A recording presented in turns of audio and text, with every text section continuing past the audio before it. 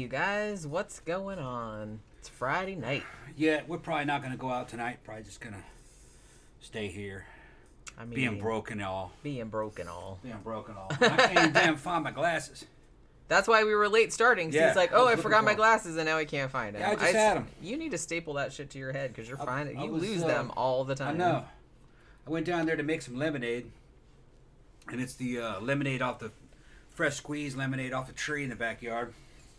It's the first time I made lemonade with it. We'll see what it tastes like once we get done with this first one.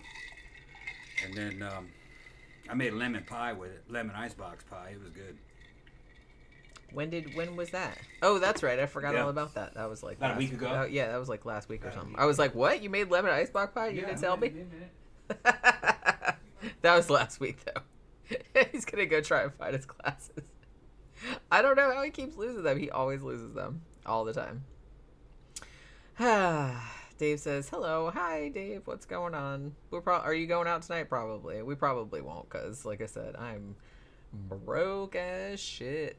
So, probably have to stay home and, I don't know, maybe watch some more Wednesday. We started watching that last night. It's pretty good, actually. I wanted to see it, and then, I went and hung out with my sister and my two brothers last Sunday, and all of them had watched it, and they're like, oh, Jenny, you really have to see it. So we started watching it, last night, and it was really good. We watched, the first 3 episodes. I found them. Where were they? On the bed. They Okay. blended in. It was dark. See, I had to get my my bat walkie-talkie, see? Your bat walkie-talkie. Yeah, because it you going to talk to some bats?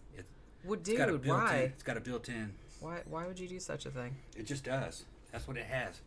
Yeah, but I mean, why would you turn it on and blind people? Because that's what I do. That's the kind of shit I do. You know what I mean? These things are fucking great, though. The UV5 and the UV9. Man, $20 buy you a hell of a little walkie-talkie. This is similar to the one that fucking old McLean had on the damn fucking Die Hard 1. It was like this. This is better, actually. Yeah. Little ham radio. John Smith said it's too cold out tonight. Is it? Not here, it's not. It's 80 degrees here. Well, here, my little temperature thing says 75. Okay, it which was is, 80. I mean, might as well be. Yeah. It was 80 earlier today. Who's in here? Let me go see. Let me turn my glasses on. Everybody. Everybody's in here? Everybody. Well, Okay, I mean, not Dave. everybody in the whole world Parker's or anything, here. but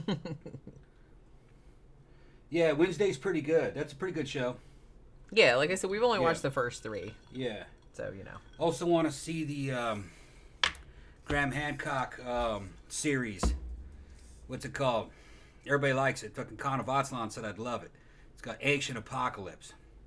Evidently, you gotta watch, get halfway through the series. Each one's about a certain thing, and then halfway through it, they start blending it all in. Yeah, I've been listening to Graham Hancock since I was a kid, and they put him on. He'd be on Art Bell, and I always thought there was something to what he was saying. Then they were finding that Gobekli Tepe stuff, and ancient sites. That mankind's civilization is much older than we think it is. It goes further back than ancient Egypt. He's talking 10,000, 15,000 years, maybe even 20,000 years. And if there was he's not saying industrial, pre-industrial, but big, on par with Rome or something. And that all the world's civilizations kind of came from that. Some kind of big apocalypse happened. Jeffy Art said, I just tuned in to see Tom shining a bright LED in my face. I'm blind. Yes. Yeah. I don't know why he does things like that. I do. Why does he do things like that? I do what I do. Nobody knows. Another thing that happened today is I got my Bane mask. That's right. It came in. It looks pretty good. It's for just next Halloween. Yeah. So I'm putting that costume together. The mask looks pretty good. It's a little bit small for me. I'm trying to use a heat gun to kind of stretch it and make it shaped a little bit better for my head. I don't know what kind of human being they used. I think it might have been made in a size that's in between child and adult, so kind of like anybody could wear it, but it doesn't quite Well, fit yeah, right. I mean, usually Halloween costumes, they try to, like, make it so it's one size fits most type of thing. Yeah, but it needs a liner. A lot of stuff needs to be made for it to get to fit right. Well, you got time. I got time. I got a whole year to work on it. I'll probably add some leather interior to it and some padding to get the shape right, and use the heat treating and maybe like make it a little bit longer in the back, which would be easy to do with the right material. And some colors need to be changed. Some of the stuff's too silver. It needs to be aged, you know, so it looks like a worn piece of equipment. But I'll get it right. I'll get it right. I'm mostly worried about that vest. None of the reproductions look good to me. I have real bulletproof vests, body armor that would kind of work, but it wouldn't be movie correct. I could probably make something like that out of that. Some of it's I'm recognizing. I don't know if you guys remember the Bane's vest. And another option is just go without it, because in a couple scenes he just walked around shirtless. I'm already looking better than Tom Hardy shirtless. I could fucking rock that shit. I came in, I was looking good, man. But I'd have to be like on. I'd have to get my pump on. But if I put a couple more pounds of muscle on in the next couple of years, it'd look even better. Do a couple more trans cycles. Have Jenny have to fucking walk me through it. It's like shit's like fucking climbing Mount Everest. Oh, is it going to be that kind of thing again? Yeah, maybe.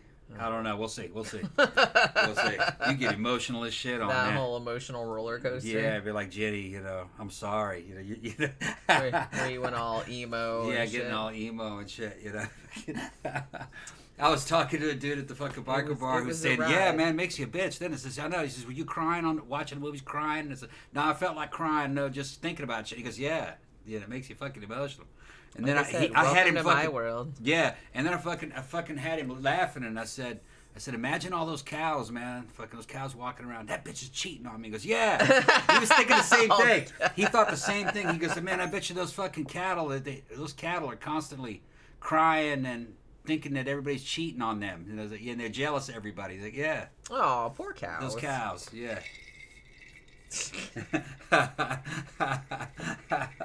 Like I don't know like their lives aren't fucking rough enough. You know what I mean? Like, it's like, I'm gonna get turned into a burger someday. I don't think they even have any concept of that. You don't know. I think animals are kind of smarter than we give them credit for. There's not much brains on a cow. They're a bit busy eating grass. It's probably just they just see another cow and they go, "That bitch fucking cheating on me." God damn it, Bessie. Yeah. Oh no. I feel bad for her. She's leaving me. For another bowl. Yeah. It's just fucking funny, man. Fucking Days of Our Lives, cow edition. Yeah. Oh shit. Yeah. Please tell me somewhere that somebody has made like a soap opera that is all about cows. Yeah. Like a cow character. What about these fucking big fucking muscle veteran bikers fucking talking about asking each other, "Were you crying when you took that shit?" Yeah. That's cute though. I like that. I like that y'all were like admitting it. Yeah. Because I feel like maybe a long time ago, Yeah. like if you were going through that shit, like you would be too embarrassed to tell anybody about it. Yeah, you're crying. Where's you? And so like you probably think you were the only one, and that would fuck you up even more. Yeah. Back before the internet. But like now that everybody kind of knows, and it's like compare notes and shit. Yeah, and they're not like there's not the same stigma about it. Yeah. So I think that's like much healthier. It's fucking science. Right. It's that's fucking what I mean. brain chemistry, you know. That's fucking hilarious. Yeah, Jen and Soph got me through that shit. Fucking texting Soph and shit. And the girls were like, "Well, welcome to our world." And I was like, "Yeah, I see it." That's now. what I mean. And like I was talking to my friend now. Jen, whose name is also Jen. Yeah.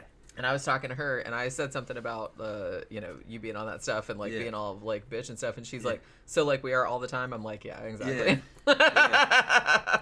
It's from progesterone. Yeah. Real high levels of progesterone. It sucks, right? Yeah. But like I said, we don't really we're just like that all the time, and that's just kind of like that's just the sea that we swim in. Yeah. And have since puberty, really. It makes me not trust women now.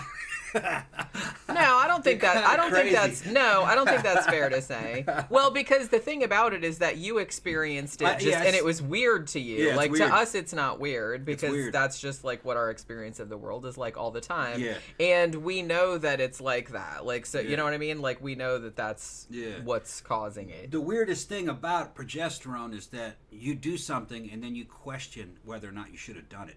Yeah, no shit. And then you're constantly questioning yourself. I've done that my whole life. Why do you think I'm like a big fucking ball of anxiety at all times? Yeah, it's progesterone. Yeah. It's not real.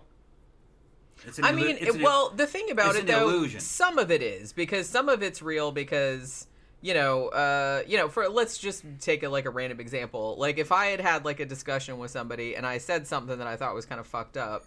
And then, like, later on, I was like, oh, man, I probably said something that was, like, really fucked up or insulting or something like that. I mean, it might have been. They probably did take it the wrong way or some shit. Like, so I wasn't wrong about that. I'm just saying that sometimes you perceive things correctly and sometimes you're overthinking it. That's all. Yeah, you're mostly overthinking it. But like I said, not always. Not always. Mostly it's not as important. And the thing about it, I wouldn't want to be... don't take this the wrong way, but I wouldn't want to be like a dude because I kind of feel like dudes don't really give a shit. Yeah. And I don't think that's good either because I would rather be like over anxious and not be an asshole to people. You know what I mean? It's good. It's good for us. Because if you do something, you're like, well, fuck them. I don't need them. Well, see, that's what I mean. I don't want to be like that. Yeah. Well, but it makes you a lot more bulletproof. Well, because you don't give a shit about you don't care. Like I said. Yeah. But I don't really want to be like that. It's just kind of a thing where I was talking to my sister-in-law the other day about being on like antidepressants and stuff like that. Yeah. And I've never been on anything like that, but I know a lot of people that have been, and they're basically like, well, it just like numbs all your emotions, and pretty much every woman that I've known that's been on that, they did not like that at all. That's just like, yeah, I feel better, like I'm not anxious and stuff like that, but I don't feel anything. Like I don't feel any joy or anything like that, and that's like really shitty. It's almost kind of like a chemical lobotomy. That's what I mean. Yeah, so I would rather just feel the whole range of emotions, like whether it's anxiety or happiness or whatever, even though it's like really uncomfortable for me a lot of the times because like I said, I'm like really anxious and I worry about a lot of things, but I would rather do that than not give a shit about anything. You really serotonin reuptake inhibitors. I think really the only reason why you should give that to anybody, if you ask me, is fucking right after some kind of pretty intense drama, where and combat related. Some people got blown up and fucking dudes got killed. Right, I could see. Yeah, and I'm not like if people want to take that's fine, but it's like I'm just kind of like right. And I don't think I would want to do it. And it's just to kind of blunt they have some drugs that they're working with that kind of make you forget what happened too, which I don't know if I'd want to forget. But that's what I mean. I'm not sure. With. I'm not like, I guess if it kind of brings on amnesia. The dude's fucking freaked out in combat, and they just fucking start juicing him up with all this kind of shit. And 3 or 4 days later, he can't remember what had happened. And you're like, no, you don't want to remember that kind of shit. And he's like, okay. And it's supposed to. I don't know if they're still doing that. They were experimenting with it.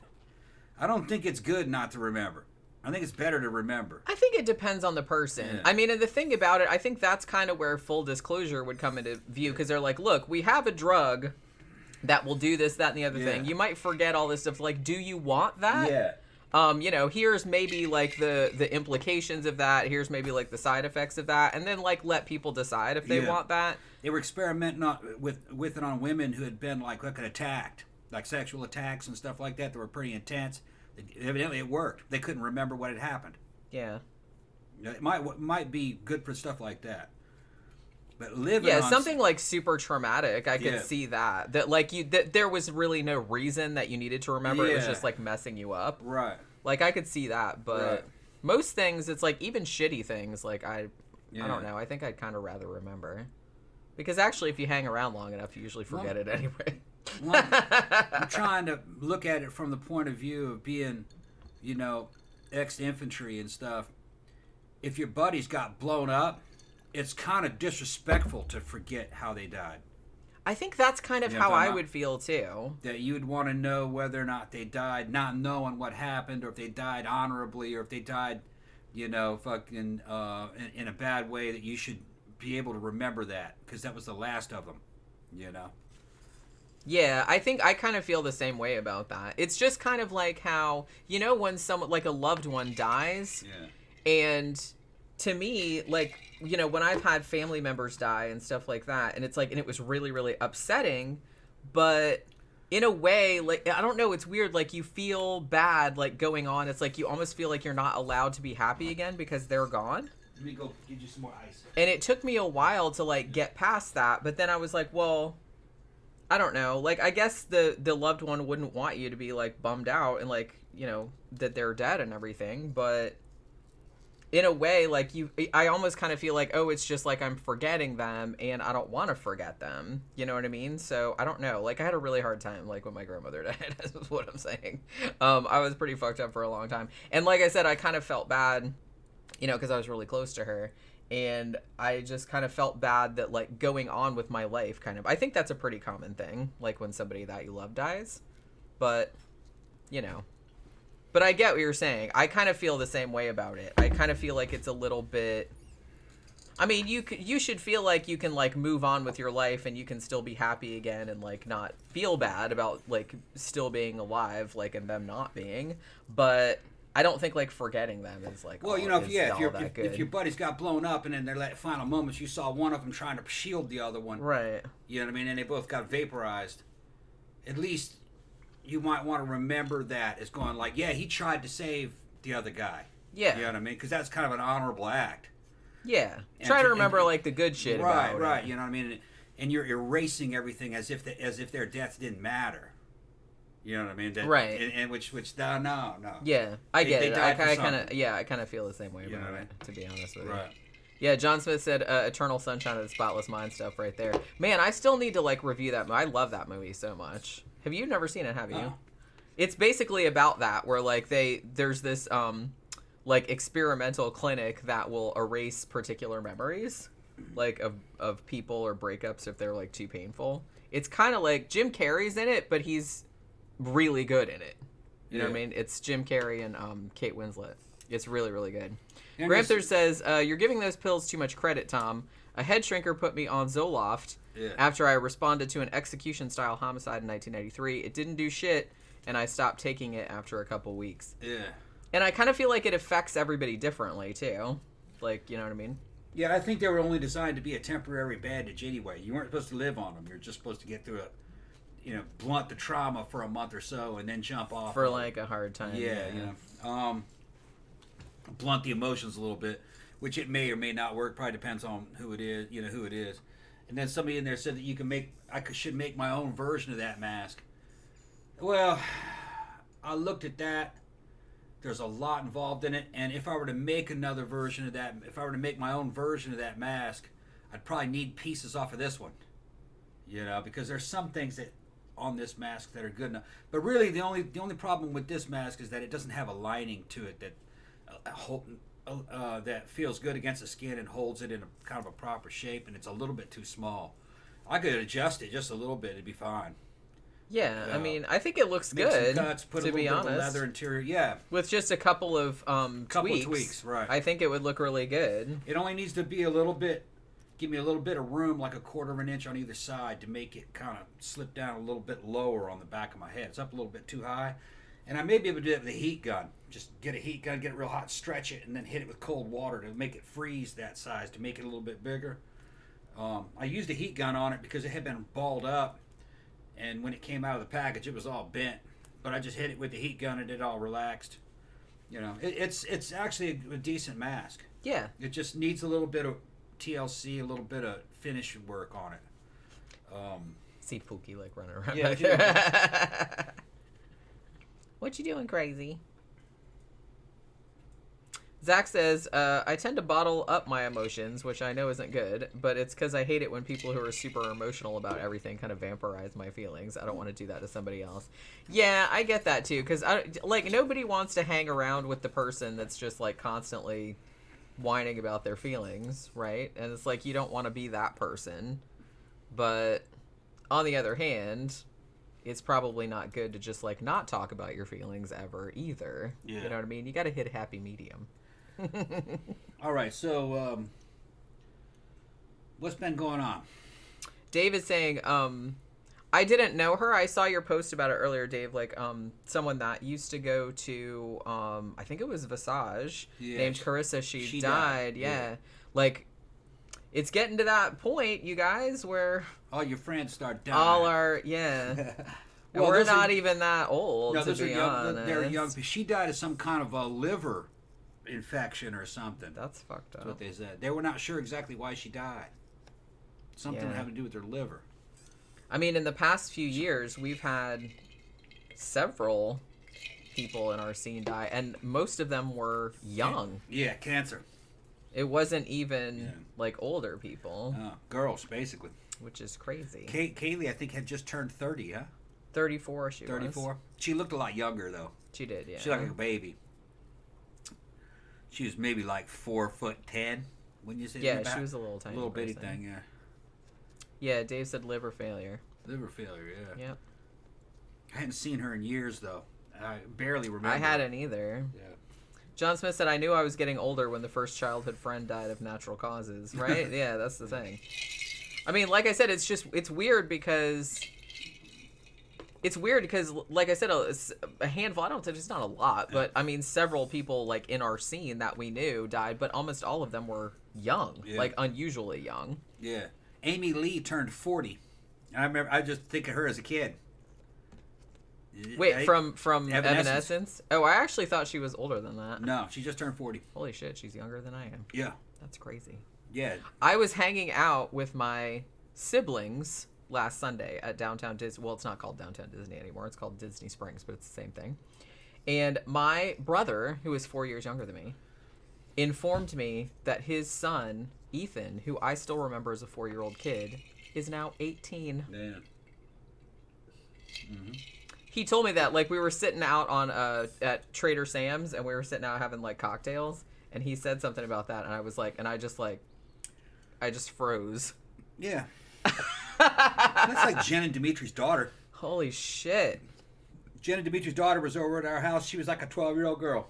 Yeah. Like a kid. And then the next thing you knew it, she's hanging out at the club with us. Yeah, she comes to the club with now. her boyfriend. She's like 19. She's like 19. Well, and Jen has another daughter that's 22? Yeah. 22, 23, You'd never know that they were all like mother and daughter. They just look like a group of cute women. They all look, they could just be a group of friends, really. Well, yeah, like I said, we've brought that up before. It just kind of seems like everybody just kind of hangs out with each other, like, regardless of what their age is. It's weird. The goth scene's fucking weird where they're hanging out in these fucking wild-ass clubs and their parents are in there and it's, like, not an issue. Yeah. I couldn't imagine that. Yeah, that would be really... The generational differences are not... That would be... Yeah, it's not the same. Yeah. Like... Yeah, that would be really weird. Like, and my parents were actually, like, pretty cool. Like, they weren't, super, like, fucking conservative or anything like that. But it would still be kind of weird, like, going... I don't think it would be that weird. Well, it would now. But, I mean, back in the day, I don't think it would have been weird going to a club with my mom. But... I went to the bar with my dad, but that was a fucking honky-tonk bar, man. Country western shit. I couldn't imagine. And a lot of dudes go to, like, hang out and, like, drink with their dads. That's not strange. But I couldn't imagine being in a goth club having my dad there. I just couldn't imagine. I can't imagine your mom at a goth club. No. That would be actually. That shit. I'm kind of imagining it, and it's just kind of like making me horrified. And my dad would be like, "Is that a boy or a girl?" Yeah, my dad that's what they would all do that like old people shit. Yeah, that they would be doing. Right. Shit like my grandpa was doing, like when he was watching MTV in the 80s. Yeah. Why is he wearing eyeliner? Yeah. That's what my Why has he got black fingernail polish? I mean, like I said, that's like what my grandpa used to say. Like, he didn't go to clubs, obviously, but like when you'd be watching MTV in the 80s, and he just had something to say about every single thing that came on. Why are they wearing earrings? They're all gay. Yeah. They're all on drugs. He would just like say all this stuff like that. And he was like, he died in 1991, I think. Yeah. Why is that guy wearing his girlfriend's clothes? It's like, where have you guys been? That was going on back in the fucking 70s. Yeah, back in the 60s and 70s. New York Dolls it's like when they were like young. Yeah. So you'd think they'd be used to it by now. Yeah. I don't really know why they're not. I don't know. It's like fucking. I mean, you go look at fucking well, what's his name? Robert Plant. Okay. Those fucking pants he had on, they didn't fucking make guys' pants in the fucking cut. Those are fucking girls' bell bottoms. Yeah. That's his girlfriend's pants. Well, that's what you had to do back then. I mean, unless you knew how to make your own shit. Yeah. They didn't make men's pants that were like fitted and velvet and all that kind of stuff. Like, you had to just buy girl pants. Robert Plant's up there fucking singing. Hey, you had to do what you had to do, Hammer the man. Gods fucking in his girlfriend's pants. Yeah. Yeah. That's okay. They looked good. Jimmy Page. All fucking pickled and shit. Fucking playing guitar. I can't believe that dude fucking still alive. He's still alive. But Jimmy Page is still alive? I think he is. Is he? I think he's pickled in formaldehyde or something. Yeah, that dude is fucking constantly drunk. Another one that was always fucking drunk was old fucking dude that sang like a Rolling Stone and shit. What was his name? Fucking that sang like a Rolling Stone? Yeah, like a Rolling Stone. Bob Dylan. Bob Dylan, yeah. Bob Dylan. For a second, I thought you were talking about... I saw about... fucking Bob Dylan live. This is back long... I was still a kid. This is fucking very late 80s. Bob Dylan was live on Letterman show. David Letterman show. And he could barely fucking stand. And he's obviously fucked up. And David Letterman was joking about it. That fucking... He was hammered. I guess he just walked around just hammered. Bob Dylan. I can't imagine. Like, I enjoy being drunk as much as the next person, but I don't think I'd want to live my whole entire life like that. I think when you're Bob Dylan, you can just do whatever you wanted. Well, yeah, that's true. Maybe they figure, hey, if I just stay drunk all the time, I'll never be hungover. Or they'll never be accused of not being able to sing. Because if you ask me, Bob Dylan couldn't sing. Well, I don't know if it was so much not... He just had a distinctive singing style. That's all. You know. Go ahead and keep telling yourself that. I don't think... No, I'm just saying because... Well, I can't really, like, shit on Bob Dylan because, you know, I liked, like, a lot of punk and stuff like that. None of them could really sing either. But they had, like, a distinctive kind of sound to them that was enjoyable. It's supposed to be folk music, you know? Supposed to be singing folk music. I guess it was just from another generation. He was saying something to them that they valued. I didn't mind Bob Dylan. I actually like some of his stuff. I couldn't really relate to what he was talking about. It was 60s stuff. Yeah, I mean, you know, I guess it is a little bit dated at some point, but... Only songs I remembered liking was like All Along the Watchtower and Like a Rolling Stone. It's only two songs I knew from him. I've heard some other stuff, but it just seemed to be like real forgettable. But yeah, I guess he just had to be our parents' generation to get into that. I guess he was kind of like Morrissey to them. Yeah, I guess so.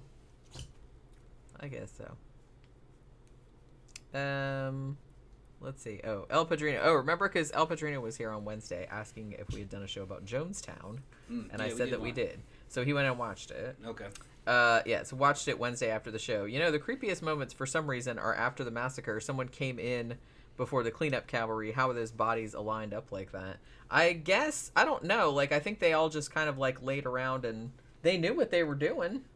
Oh, he's talking about all the poison people all lined up. Yeah. No, they had security guards. And I think they were putting them in line to die.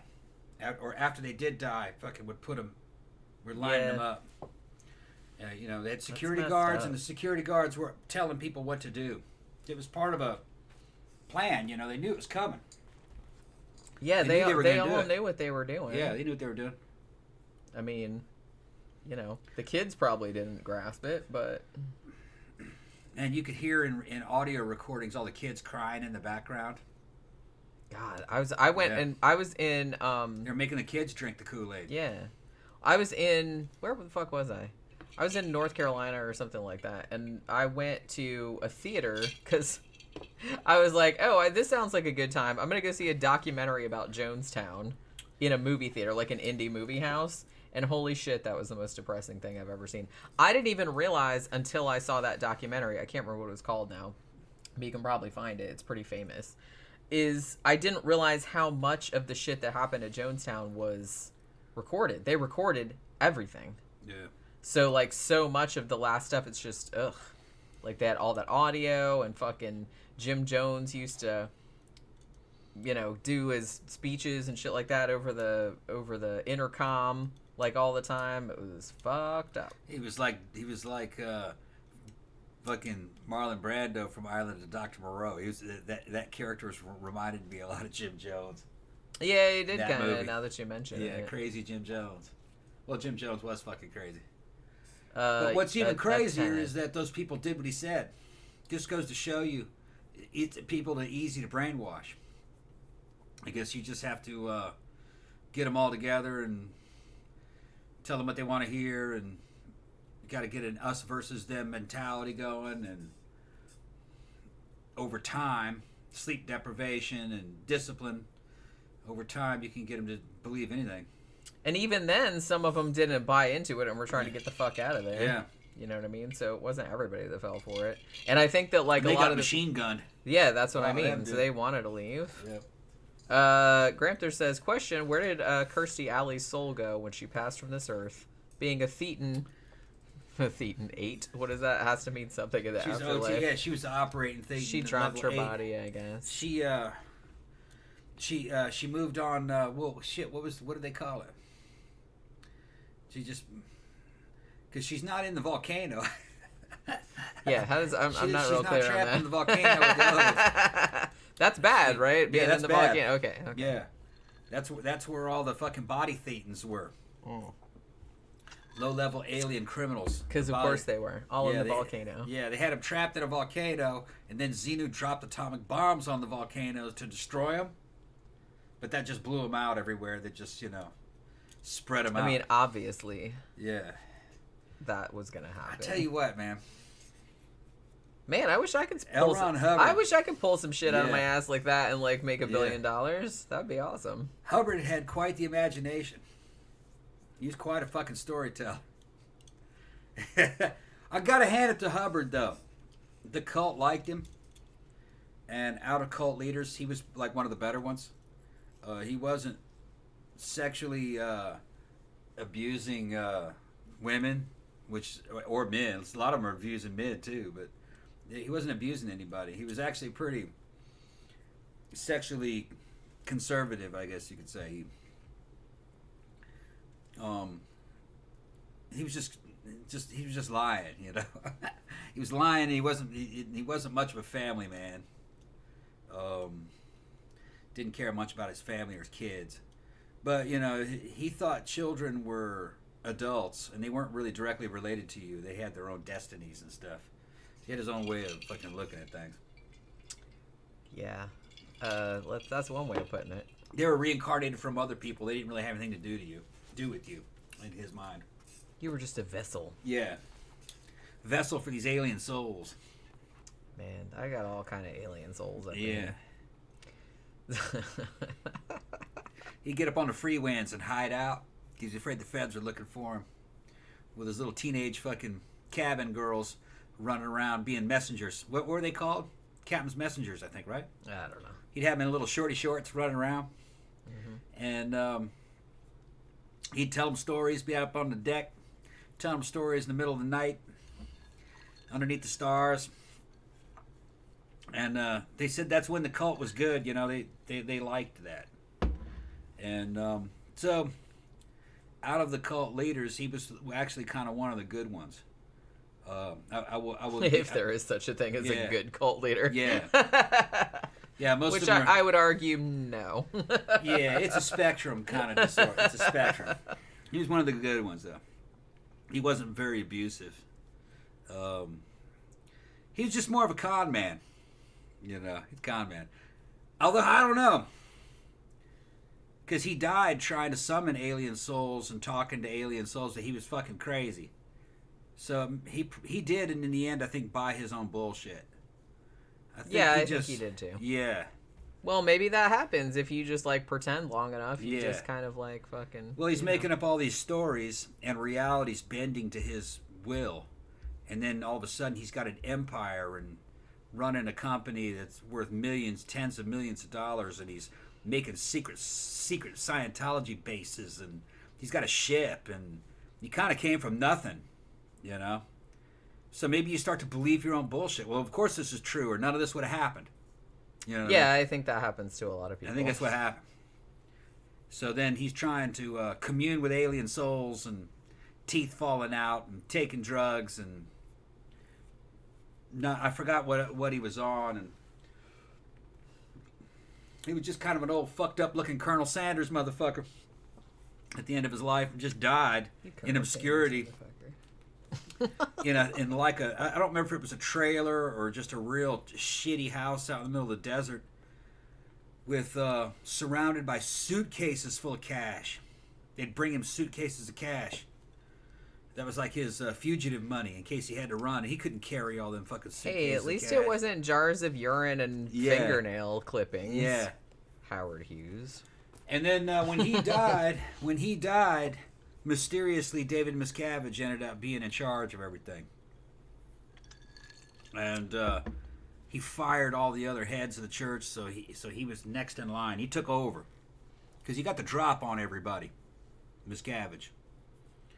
And there's rumors that money kind of disappeared. They don't know what happened to all that money. So Miscavige, I wonder yeah, where it might have gone. So Miscavige probably got all that. I wouldn't put it past Miscavige to have allegedly done something to directly cause LRH's death. That. Remember Chris? What's his name? Chris Sheldon. Yeah. That I talked to him. Like if they thought allegedly. Yeah. Don't sue me. One of the Scientology guys that left Scientology, he had his own channel for a while. I talked to him online. It was direct messaging him before he got kind of famous, and then he ended up losing his channel.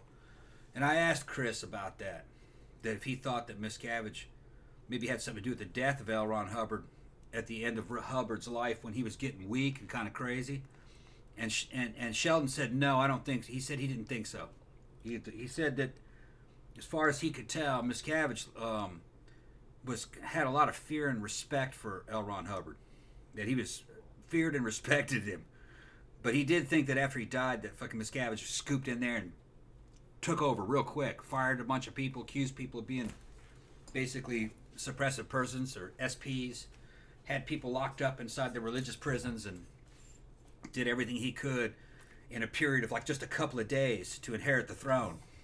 And he took over. And what was funny, Miscavige was at the time that he did that was basically a high-ranking kid in the church. He didn't know much about Scientology. He just knew about the Scientology machine, the organization, you know, the way the unit was structured. He knew all about that, but he didn't know anything too much about Scientology as a religion. You know, he didn't study L. Ron Hubbard's works all that much. He just knew the ins and outs of the institution. He knew how to get what he needed to. He knew how to get whatever he wanted done inside the rules of that institution. It'd be like saying, dude is a master at fucking paperwork in the army and fucking filling out forms to get shit done, but he's not a very good soldier. He just knows how to fucking manipulate his way through the army system, you know.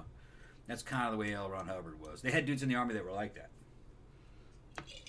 El Padrino says, after watching your other videos, I enjoy both of your senses of humor. Well, thank you very much. Thanks, yeah. Also, Zach says, I always used to get Kirstie Alley and Kathleen Turner confused with each other. Why? I don't know how that could happen, because Kathleen Turner is, like, way hotter. Yeah. Sorry. Kirstie Alley was cute when she was young. She was, but I still think Kathleen Turner was way hotter and way sexier. She was she was cute in the old Star Trek movies, remember? Yeah. When she played, what was her name? Fucking Saval, or no, what was her name? She played the Vulcan. Yeah. The Vulcan girl. I can't remember. I forgot what she was. I mean, Kathleen Turner, actually, I think one of my favorite roles of hers was in The Man with Two Brains, where she was like the evil. Yeah. Where she was like fucking Steve Martin's like evil wife. She was fucking hilarious in that shit. What are those assholes doing on the porch? I love that fucking movie. If you guys haven't seen The Man with Two Brains, please go see The Man with Two Brains. It's Steve Martin, Kathleen Turner, and David Warner. It's fucking hysterical. It's one of my favorite movies from the 80s. Let's see. They're talking about. I got way behind. Gramthar said, Kirsty was hot in Star Trek II, Wrath of Khan. Yeah, yeah. Young Gramthar had special time with a bar of soap in the shower after watching that movie. Oh, shit. Well, you know. What was the name of that character?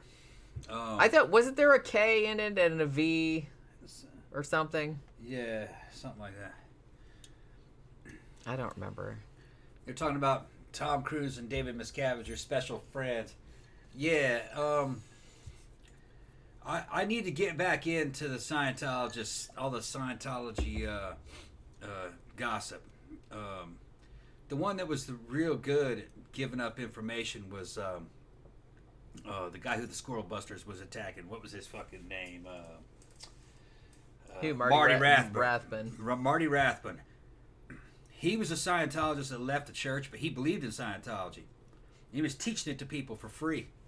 So they were sending these things called Squirrel Busters, who were these Scientologists with cameras, and fucking come up beating on his door and wanting to talk. That was her name. Savik, that's her name. I knew there was a K and a V in it somewhere. Savik. I thought it was Saval, but Savik, yeah. Anyway, what was I talking about? I was talking about, okay. Marty used to have a whole bunch of videos up on YouTube. This was back like 2009, 2010, around that time. And I watched everything he put out. He put out some fucking real interesting details about the church. Mike Render tells good stories about the church too. He's probably still on YouTube. Well, but he's on what's her name's show too. Yeah. Leah Remini. Yeah, he's on there all the time. Right. But according to I think it was Marty who tells this. Now I don't know if this is fucking Scientologists playing games trying to get them to turn on each other. But according to Marty Rathbun,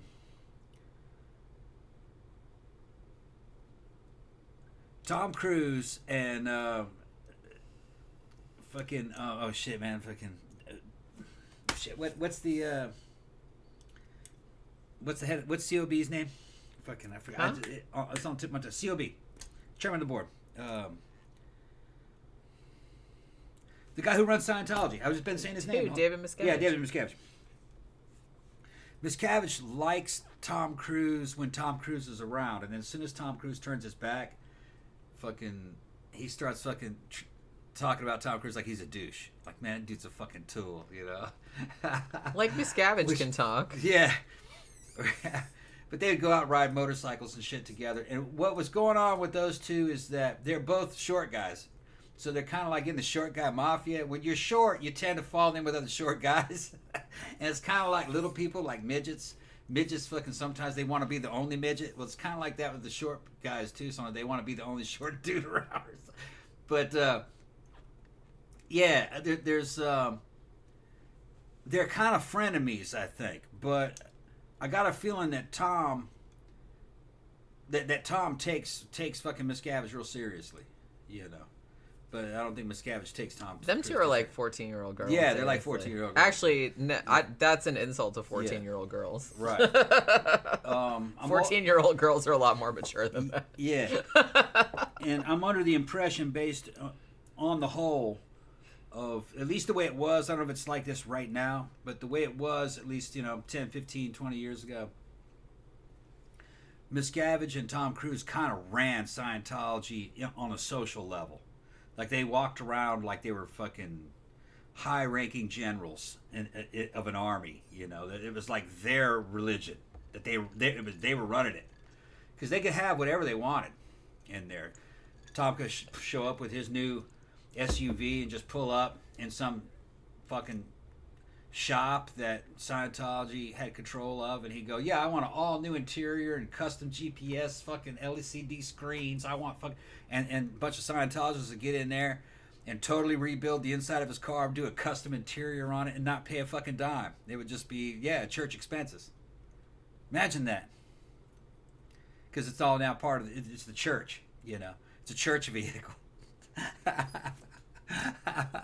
I want a satellite link on it and everything, I can't imagine being that much of an entitled douchebag where you could just like walk in anywhere and get whatever you want. Yeah, get whatever you want. And everyone just like falls. Yes, sir. to Yes, sir. Well, it's like the military. That'd be really, really It's weird. like the military, and it's got its own unlimited church budget, so you can just use all of its facilities. And, they had whole complexes made for Tom and his girlfriends or his wives, tennis courts and fucking shit with flowers and bungalows and places where they could go have walks and shit to make a fucking paradise on earth for Tom and fucking his wife. Which wife was it? It was the blonde, the one that was in Moulin Rouge. What was her fucking name? Nicole Kidman. Nicole Kidman. And she's actually a redhead more than a blonde. Okay.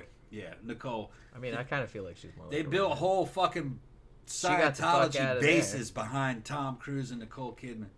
They were trying to get her in the church, and she thought that shit was too weird. She eventually fucking split. See, I have a lot more respect for her for that. She's like, no, not really. I don't Well, think so. she doesn't. She had her own. She had fuck you money. She didn't need anything to do with that. Well, that's what I And mean. She didn't need anything. She's like, I'm Yeah. already famous, bitches. I don't need you people. They're trying to get her to go through fucking auditing and fucking give up all her secrets and shit and record it so they can get dirt on her and shit, Yeah, I don't think so. Like I said, she don't got to do that shit. I can see how maybe like some actors that, aren't famous and they want to get famous. Yeah.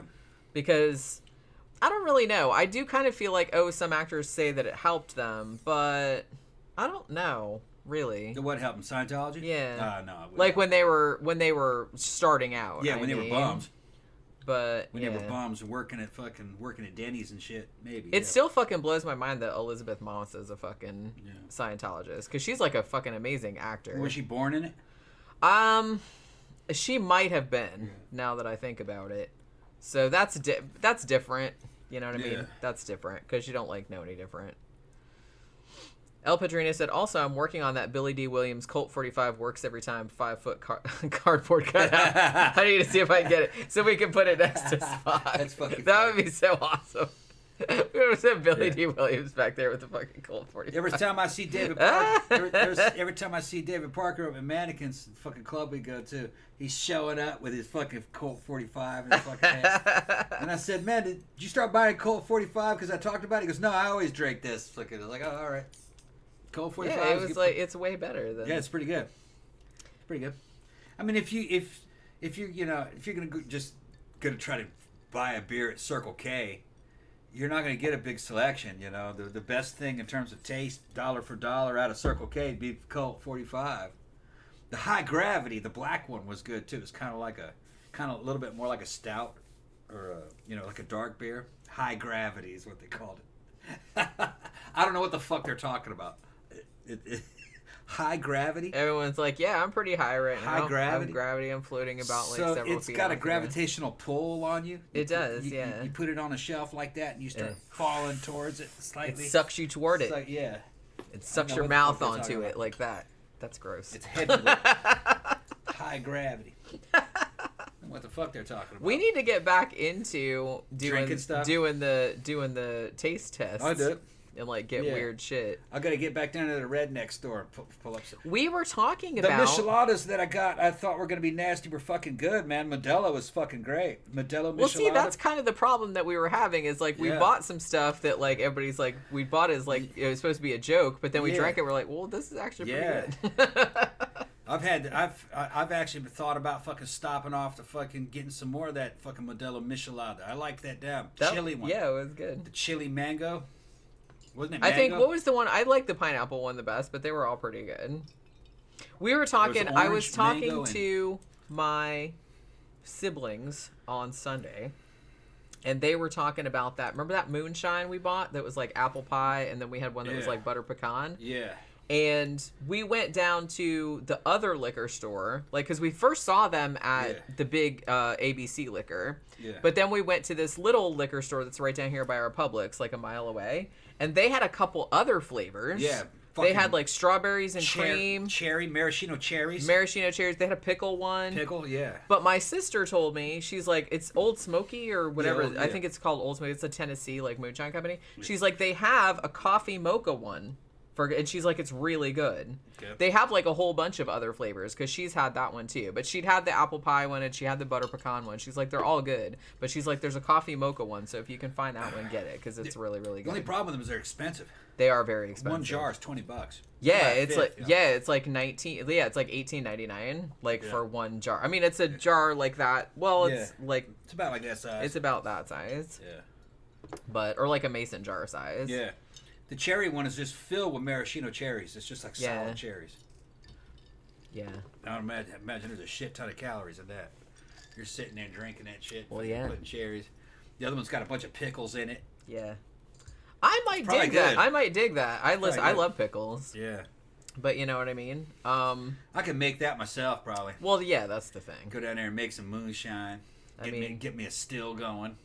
But I mean, that would cost significantly more than $18.99. That's for sure. Well, no, once the still's up, you know. Well, yeah, it I'm just saying cost this has much. a large. Yeah. Speaking of calories, if you guys know, I guess I didn't know about this place because, but apparently it's like really famous. So I was at Disney Springs on Sunday, and there is a cookie shop there called Gideon's Bakehouse. And it's small, but like the inside of it is like, it kind of looks like Tim Burton-y, like it looks like a Tim Burton-y library kind of thing. It's really cool inside. I got there and my sister and my brothers were like, "Oh, sorry, Pookie, come here. It was an accident." She's like, "Hey." Kicked her in the face. My sister and my brothers had been there since like 10:30 or 11:30 in the morning, and they said, "Oh, well, we put in a virtual line thing because apparently this cookie shop is so popular." Yeah. That people will wait in line for like hours and hours and hours just to get like a cookie and some coffee from there. That's all they do is cookies, cake, and coffee. They don't have that much stuff. And so like... I got to tell my story here in a minute. Okay, well, can I tell a story? Yeah. You're going to love this. Because you've been talking. You're going to love this shit. But yeah. I didn't tell you yet. Oh, okay. It's a new story. Yeah. But yeah, so they had put in like virtual line because that's the thing. My sister and my brother are like really, really into Disney, so they know all the little hacks and whatnot. So we get there, we get in line, we get in, we get the cookies, and I got one. It was called a Kris Kringle. These cookies, dude, they're like $6 each, but they're like half a pound. I mean, they're massive. And I got this one that it was like all like white chocolate and there was like coffee in there. Oh my God, it was like fucking amazing. I couldn't eat the whole thing. Like I just ate little bits of it all day. And they have like really good like cold brew and shit like that. When we left the place, they said the line at that point was 5 hours long. People were waiting 5 hours to get in there and get a fucking cookie. Yeah, no thank you.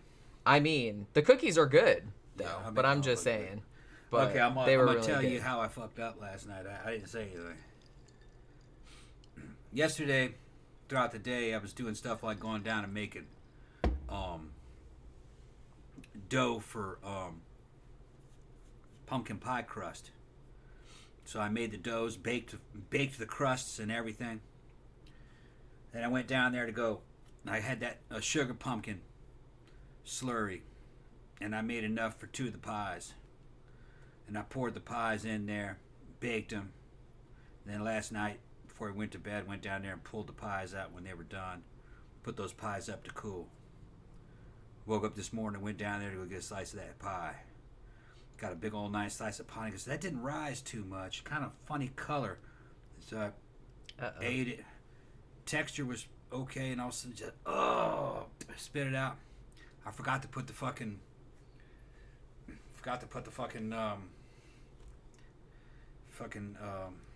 condensed milk in there. Yeah. No sugar at all. Not in a condensed milk. What am I thinking of? I don't know. Yeah, condensed milk. I think it's called condensed milk. Yeah, not evaporated milk, condensed milk. Forgot to put it in there. So I threw 2 pies away. I wondered what had happened to those because you said about making them last night. Yep. And then... I forgot to put that in the slurry. Well. Yeah, wasted it. Yeah. I got a lot of that pie. I got a lot of that pumpkin. You gonna make another one later? Yeah, I'll make more later. I mean, I could go for some pumpkin pie right now. Yeah, I'll do it tomorrow. Oh. I won't be too drunk after the show. That's true. Yeah, I fucking had to throw 2 pies out. Really, but you know what though? At least I didn't lose the condensed milk because that's the most expensive ingredient in there. Yeah. I got a lot of the pumpkin, and the pie crust was nothing. Just the pie crust itself. I just used the old trick of all-purpose flour and mayonnaise. Yeah. To make it, and then pressed it down in there, and then put another pie plate on top there for weight. Fucking Yeah, that bacon. works out really good. Yeah. 2 ingredient pie Just crust. 2 ingredient. Because it's the same as using, you know, oil and egg yolks. You know, that'll make it. That'll do it. But I was like, it was so close. There's just no sweet in it at all. Just fucking. I was going, man. Wonder if I could pull this filling out and do something else with it. Maybe make a fucking curry or something. I was like, it's only 2 cups. I fucking threw that shit away, you know. Oh well. Yeah. Yeah, 4 cups. You didn't tell me that story. Yeah. I was embarrassed about that shit. Not embarrassed enough to like tell the entire YouTube. I'm drunk now. Oh, okay. Samuel Grimes says, "Oh my God, first live stream I've caught for absolutely ages, and my kitty cat Paul." Yeah. Your cat's name is Paul. That's so cool. Cat's name is Paul. Got out of the back door while I went for a smoke. Luckily, I've got him now. Oh, I was gonna say, jeez, don't scare me like that. Anthony said, "Opinion on Wednesday, the Goo Goo Muck dance." Now, see, I know that we haven't got to that episode yet, but I already knew that was coming because my sister told me about it. Yeah. That she's gonna do like a dance to a Cramp song. So she's like, "Well, I didn't want to spoil it for you, but I just wanted to tell you." We got to start plugging the show more. We didn't even get to commercials last episode. That's why we don't make any money. We don't fucking sell anything. We don't plug anything. We don't fucking sell books. Well, you know, we sell books. It's just we don't plug books. But, you know, Jenny just likes to get on here and talk. I was like, Jenny, man, fucking play the commercial. Nah, I play the commercial. What time is it? 7. Okay. I played one at the end. We're an hour in. Yeah. Yeah, but everybody's checking off by then, though. Checking off. That sounds nasty, didn't it? Yeah, it did. I'm checking off. Yeah. What you doing? I'm checking off. I'll bet you are. Checking off. I'll bet you are. El Padrino, Wanna I'm not. Well, then it wouldn't really be. Well, I don't know. I guess it's still would. Nothing better. El Padrino said, "I'm assuming that you're talking to us guys. I don't even know your names. I just came here out of nowhere. What's your names?" Wait, are you talking to us or are you talking to like other people? I'm Tom. He's Tom. Yeah, obviously. Jenny, yeah. Obviously. Yeah, Tom and Jenny, like kind of like Tom and Jerry. Yeah, that's a lot of people say that. And Gramthars said you could have made crow meat pies with those crusts. You know, shoot a couple crows in the backyard, mince up the meat, then bon appetit. Yeah. Bon appetit. And then Cheryl said, wasted pie. What a sad story. Yeah. See, I didn't even know about that. Like, I knew that he was thinking about making them because he went down and, like, made the slurry. I just went down there and grabbed them fucking pies. And then today I was thinking about it. I was like, thank you very much. Thank you, camp guy. Camp guy. Peace, love, thank you very much. And I was like, whatever happened to those pumpkin pies? So now I know. I had to throw them out. Forgot to put the condensed milk in them. Man. They would have been good, too. They'd have been really good. Well, I guess we'll never know. I'll make them again. We talking about Lil Up. She's had my pie. That also sounded dirty. Everything you say sounds dirty. No, that's something a girl would say. You had my pie, so I ate your pie. It got the cream on it and everything. Ew. Yeah, send us the money, baby. Thank you, Gramthars. Thanks, Viewer supported, just like NPR. Yeah, right. Right. That's what I'm saying. We're like public television. We're doing a pledge drive. We'll send y'all a fucking a tote bag. I'm gonna get another round. Get another round. Yeah, might as well. Send us a tote bag. Sebastian Moran said the books are on Amazon. I don't know who they come from though. Plug the t-shirts, great quality. Yeah. Yeah, we always have shirts. Like I have like a Zazzle store where I have some shirts on there, but we also do some designs that we screen print ourselves. But yeah, the books are from Amazon. Like I publish them myself, so they just come from Amazon. They print them and that's kind of their thing. I do my own audiobooks also. Let's see. He's Tom, LOL. Oscar says, "What? That was your big story, Tom?" Well, I mean, I thought it was a very sad story because I had wondered about what happened to those fucking pies, you know. he brings stuff up and then like forgets about it, and I'm just kind of like, hey, well, whatever happened to that? Because he doesn't tell me a lot of stuff. He's like sneaky like that, going around down there and like throwing pies away. Cheryl said my dog would have loved those pies. Yeah, maybe we should have fed him to Pokey. I don't know, man. Like, Pokey is not real into like people food. Beijing isn't either, now that I think about it. The only thing, you know what Pokey likes? She likes whipped cream. Like, if you have a piece of pie or something like that has whipped cream on it, she'll just like come and be like, oh. She'll stick her little nose in there. It's like, can I have some? Other than that, she's mostly like cap. Oh, you know what she does like? I do have like these little kind of in my office. I have these little snack things of like what do you call them? Like shrimp noodles. We call those ramen noodles. Yeah. And if on the occasions, like the rare occasions when I heat one of those up and eat it, she's all about that because it's shrimpy smelling. So she's just like, she says, is that for Pookie? And I'm just like, no, afraid not. She's like, can I have some though? What's up, Poke? Would you have eaten a pumpkin pie that Daddy messed up? No. Okay, this is fresh squeezed lemonade from the lemons out in back tree. Oh, okay. Let's see how this. They're a little milder.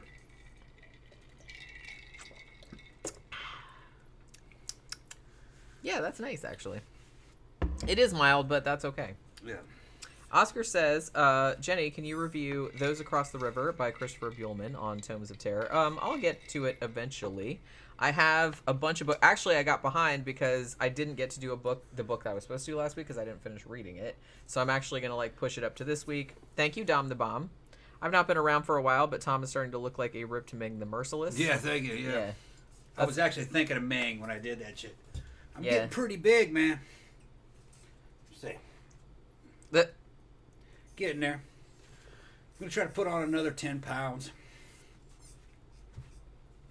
But yeah, what I was saying was I had an author that sent me a couple of books too, like for free, so I'm going to review those like over the next couple weeks also. But I will probably I did start reading one book, not that one, but I did start reading one book by Christopher Buehlman and I couldn't really get into it, but maybe they're not all like that. So I'll give that one a whirl. John Smith said, my cats are into people food. One will try and convince people she's being starved. She's a liar from her heart-shaped nose to her jelly bean toes. Yeah, that's what Pookie does is she has little food stations like all around the house, you know. And she's just kind of like, I'll give her a meat stick in the room like when Tom's not in there, and then as soon as Tom comes back in the room, she'll be like, "Daddy, I would really like a meat stick again." I'm like, "You just had one." Yeah. She'll just eat them all day long. She's got this thing where she'll climb up on my chest like that and then put her paws up right up here and she'll look at me, look at my face like that and go, and then she'll try to get her nose underneath my hands because sometimes I fall asleep with my hands up on my chest like that. She tries to get her head underneath here. Does she try to do that to you? Sometimes. Put her head underneath your hand? Well, and sometimes even if your hands are on the sides, like sometimes I'll be sleeping like that with my hand on the side and I feel a little fuzzy head going. Yeah, she's trying to get underneath. Yeah, try to get underneath your hand so you can pet her. Yeah. She crazy. Let's see.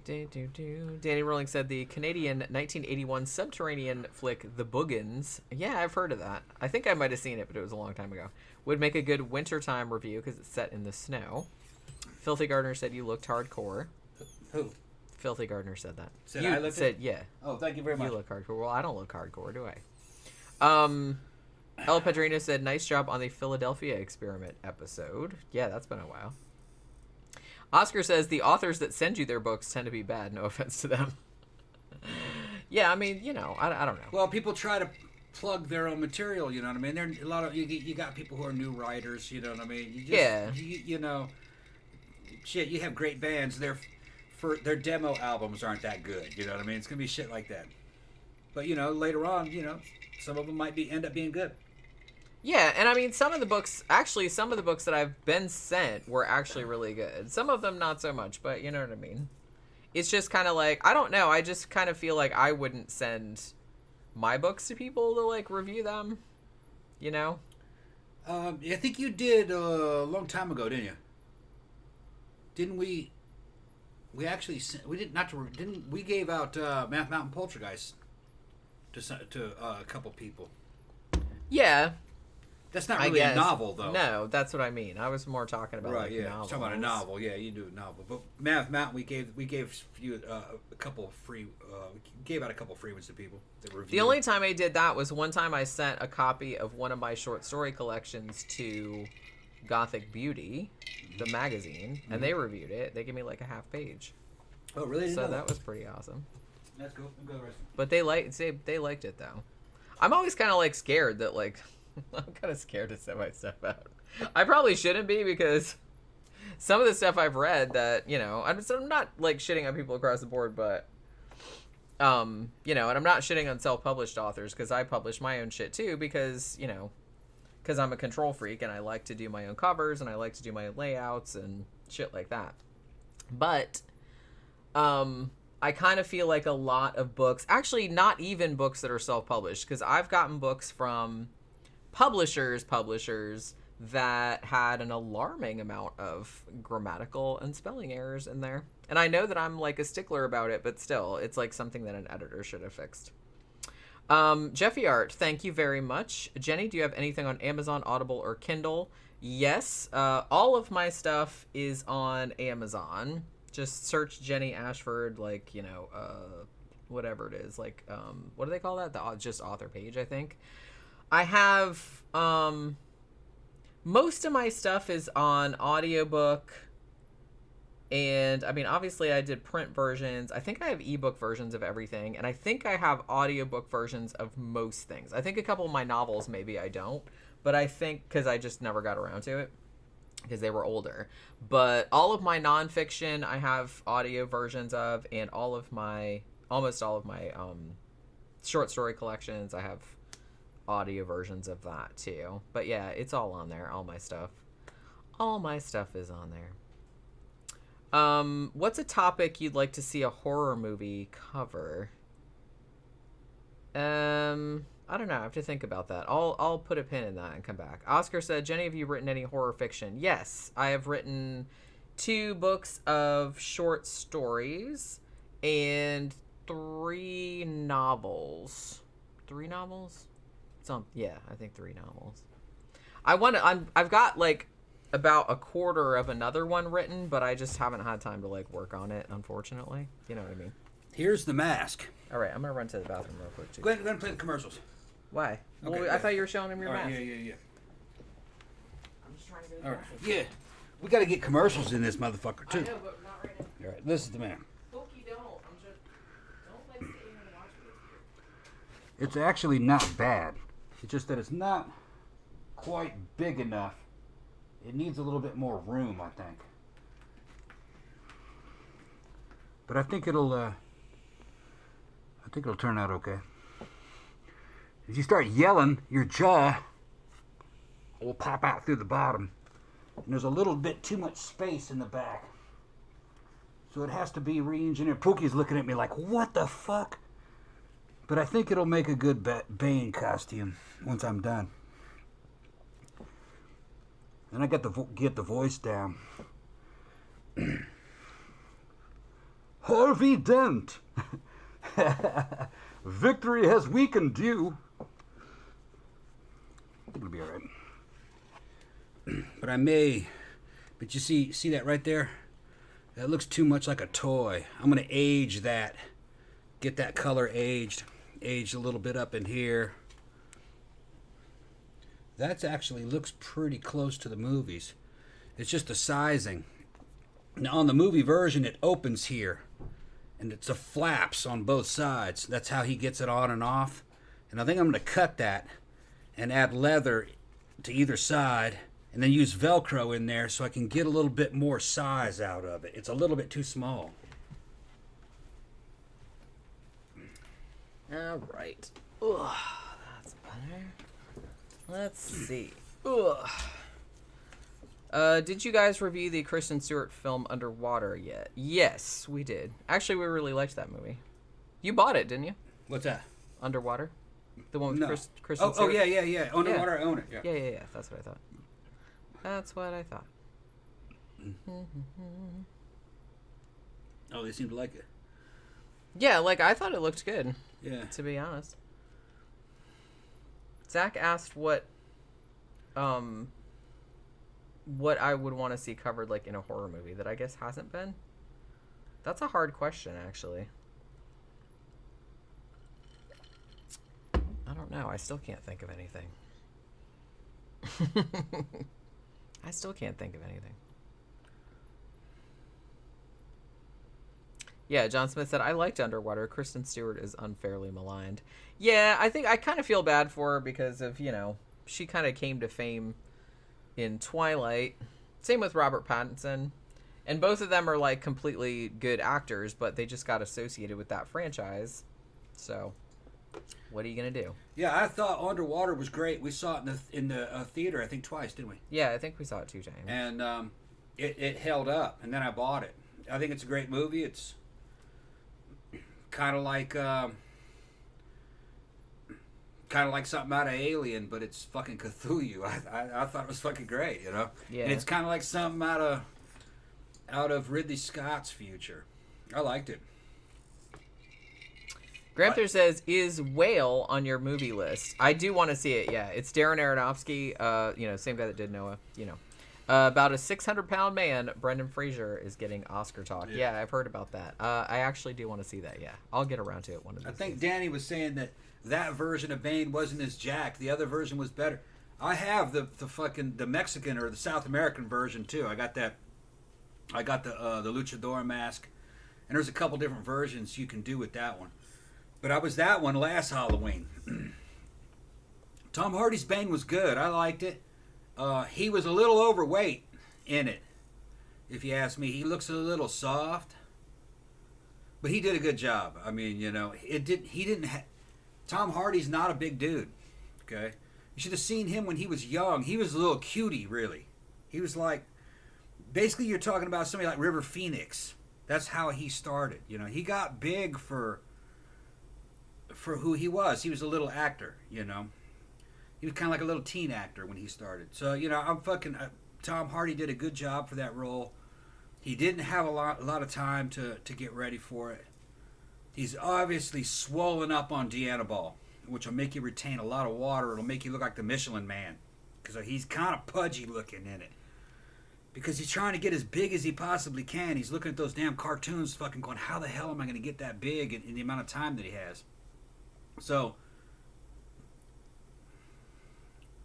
he's physically a taller guy than me. It's harder to fill out a frame that size. But I'm already a little bit bigger than him in terms of fucking definition and size. My proportions are bigger than he is in that movie. But I can still top it. I got a year to get ready for that costume. I'm going to try to put on another 5 pounds of muscle. It's going to look real good when I'm done. And I'm going to I'm either going to try to build that vest. I don't think I want to buy the one that they're selling, the $75 one. It just doesn't look that good to me. I might just go shirtless, depending on how good I look fucking at the end of the year. Because he went shirtless in a couple scenes. Just had his gauntlets on. Or, you know, I ain't gonna fucking brag, but his fucking waist was looking worse than mine, really. He was hiding it with 2 belts. But if I'm looking really good by next Halloween, I'll just go shirtless. Have Jenny shave my back. Can't wait. Ben said, didn't he do porn? Who?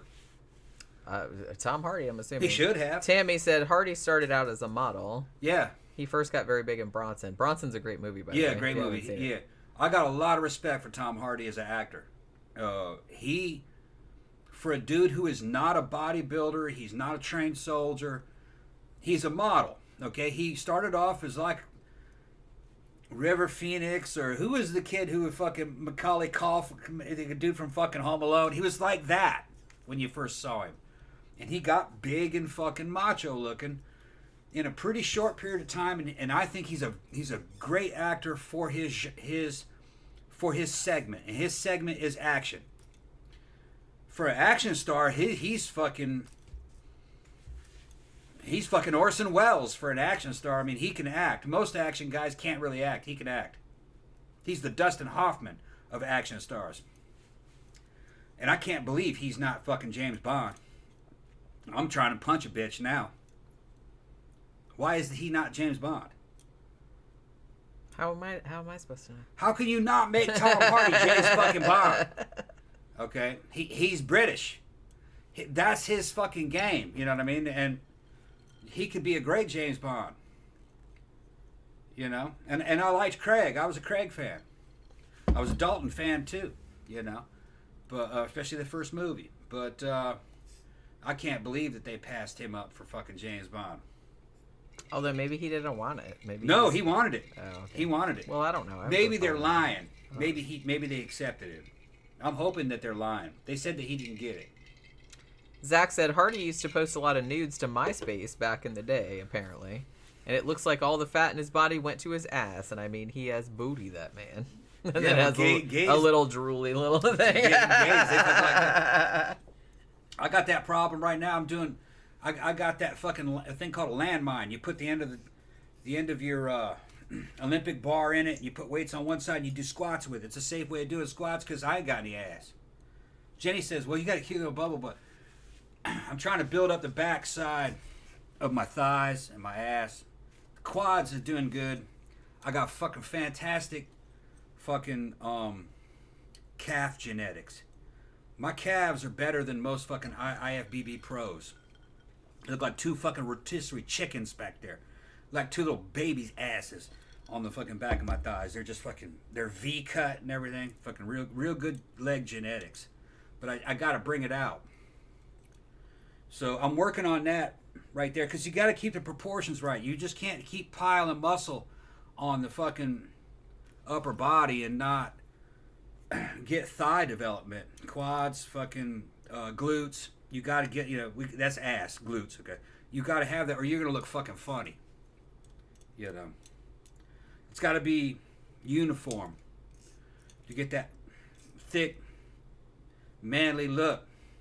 Ask Zach. He knows all about them thick, manly look. Ain't that right, Zach? See? Thick and manly. Yeah. Oscar says he's too short to be Bond. It doesn't matter. I don't think fucking Craig wasn't all that tall. I think he's probably about the same size as Craig, probably. He's already.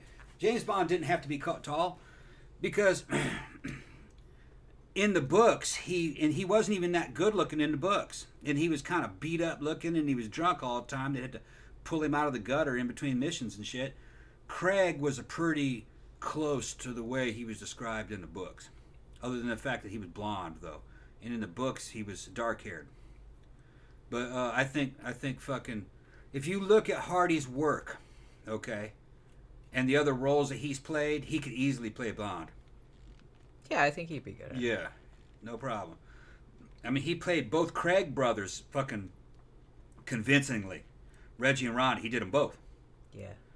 And well, they were twins. So they were twins, but he did them both. But yeah, but it fucking, the gay one though was fucking, he was heavier set.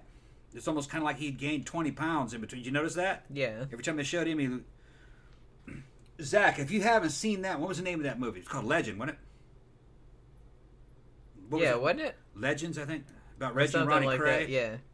I mean, there's been more than one movie about them, so it's like, you know what I mean? Yeah. I think it was called Legends or something. That was really good. I liked that one. Fantastic British gangster movie. I mean, that's a whole British gangster movies. That's like a whole subgenre unto itself. You'd probably dig a lot of those, actually. Yeah. Actually, Daniel Craig was in a couple of them before he got super famous. But Bond from the Fleming novels was not described as some kind of model. You know, you're not talking about Roger Moore. That's not what he was. He's not a fancy lad. You know, he wasn't.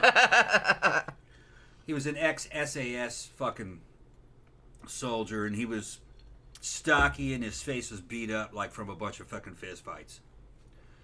He could clean up and wear a suit, and fucking, he had a good taste in things, but that's not who he was. He was kind of from the hood, I guess you could say. But he was a fucking operative. He's a special operative. Glorified fucking cop / assassin, really. But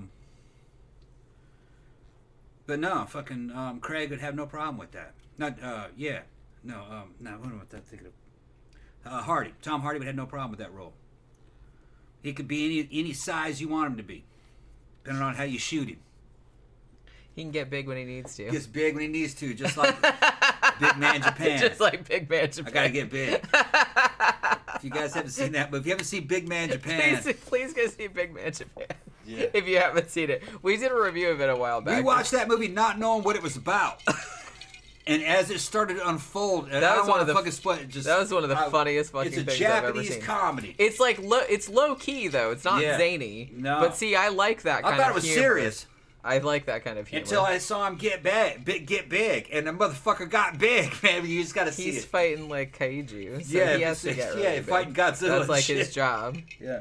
So they're like, they're bringing up all of these really good gangster movies, which, like I said, Layer Cake, I've told you about that one. Daniel Craig was in that, actually. Long Good Friday, that one's amazing.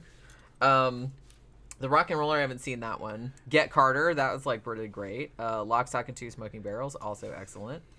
Yeah, I was going to say, like, I think that, much like a lot of things in the 80s, I think the whole James Bond, Roger Moore thing was because it went more in a direction of, as I said, like a lot of entertainment did in the 80s, like in a more like fantastical, like glamorous kind of direction, because everything in the 80s had to be glamorous. You know what I mean? Like everybody had to be rich, and they had to be like fucking, everybody had to be on yachts with diamonds on and big fucking everything shoulders. was a Duran Duran video. That's what I was thinking of. Like everything had to be like a Duran Duran video. Yeah. You know what I mean? So it kind of went in that direction, which, like I said, not so much from the books, but you talking about fucking Bond? Yeah.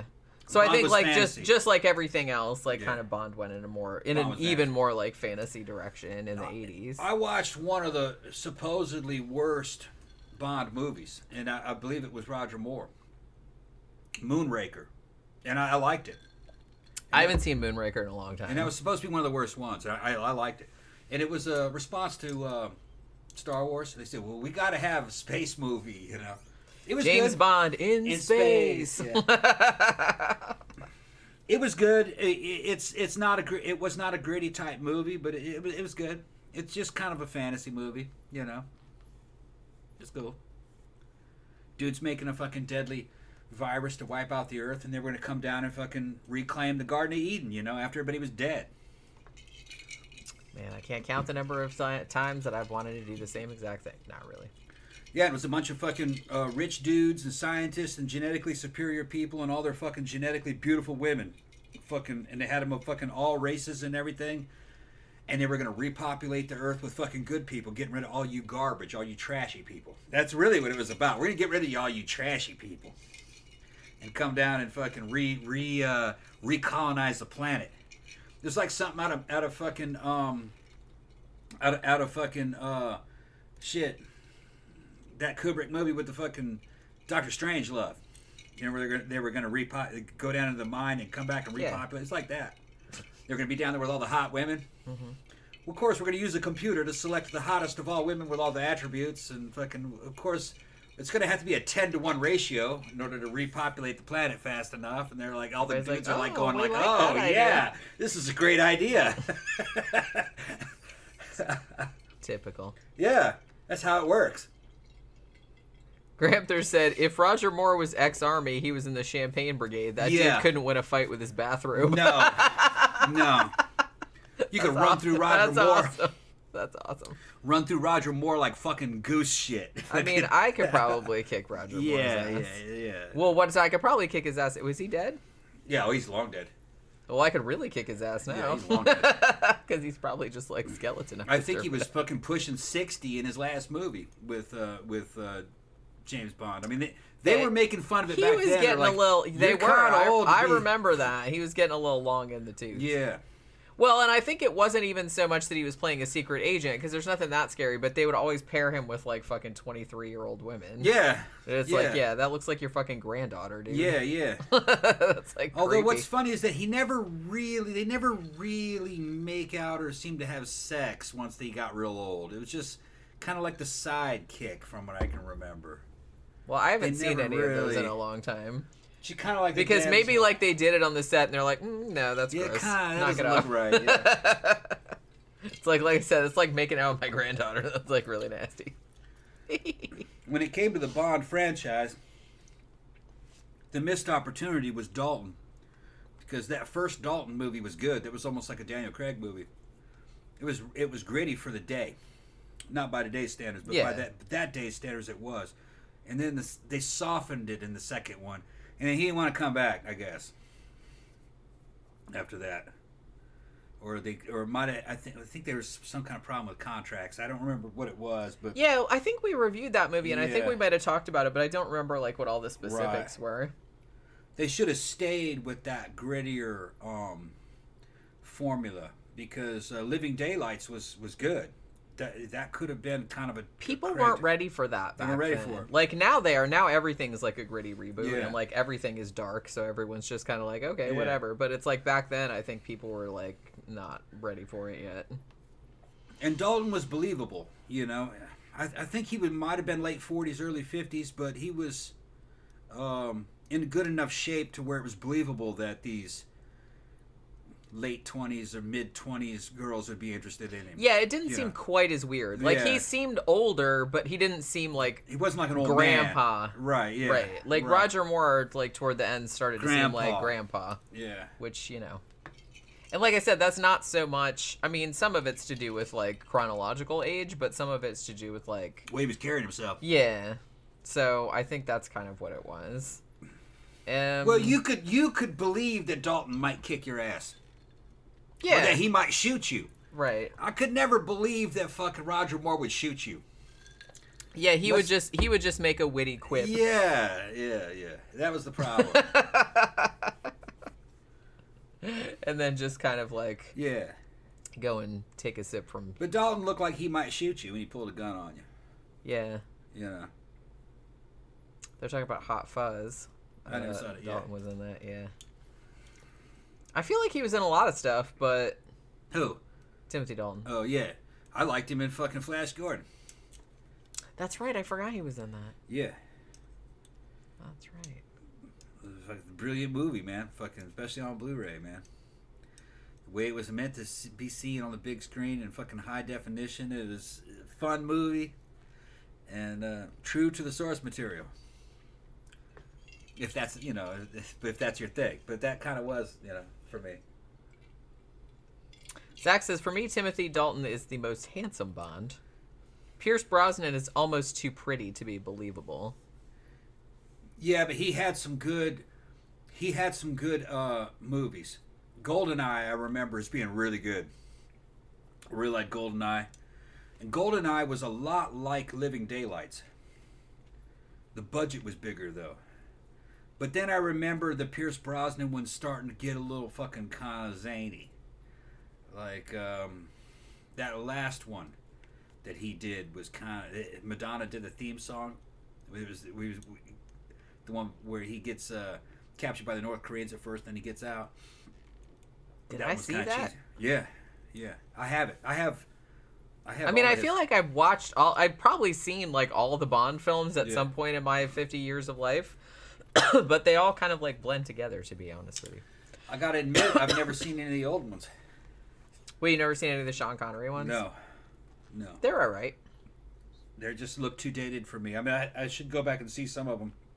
But see, that doesn't bother me though, because you know me, I really like old movies. I'll watch old movies all day long. Yeah. So you know what I mean? I like all those like fucking weird 70s Giallo movies and shit like that. So it doesn't really bother me. I'm willing to like watch stuff in the context of its time. But I remembered some of the Sean Connery ones being good. But like I said, I haven't seen them for a very, very long time. If I was going to see one, I'd see one like maybe Man with the Golden Gun.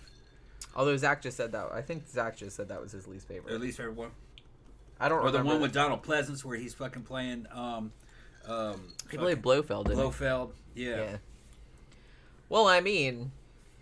I'll watch pretty much anything with Donald Pleasance in it. Yeah. Although Donald Pleasance was in some real turds. Yeah. Like Puma Man. Yeah, Puma Man. He probably thought he was going to be in the next Superman, too. Puma Man. It's fucking fun. Puma Man. If you haven't seen Puma Man, Oh, that's bad. It's an Italian knockoff of Superman. I guess it's supposed to be an Italian knockoff of Superman, but you wouldn't really know that.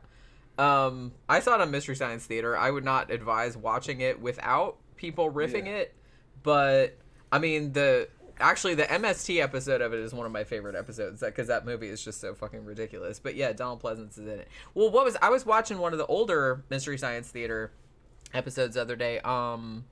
Warrior: The Lost World.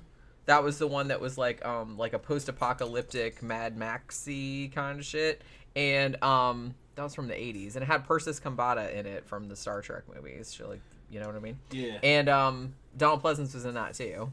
Donald Pleasance. They're saying that. Hold on. Pierce Brosnan is easily the best-looking Bond, but the problem is that Bond was not described as good-looking. That he was described as kind of fucking rugged and beat up looking. He was magnetic. Women liked him, but he wasn't a pretty boy.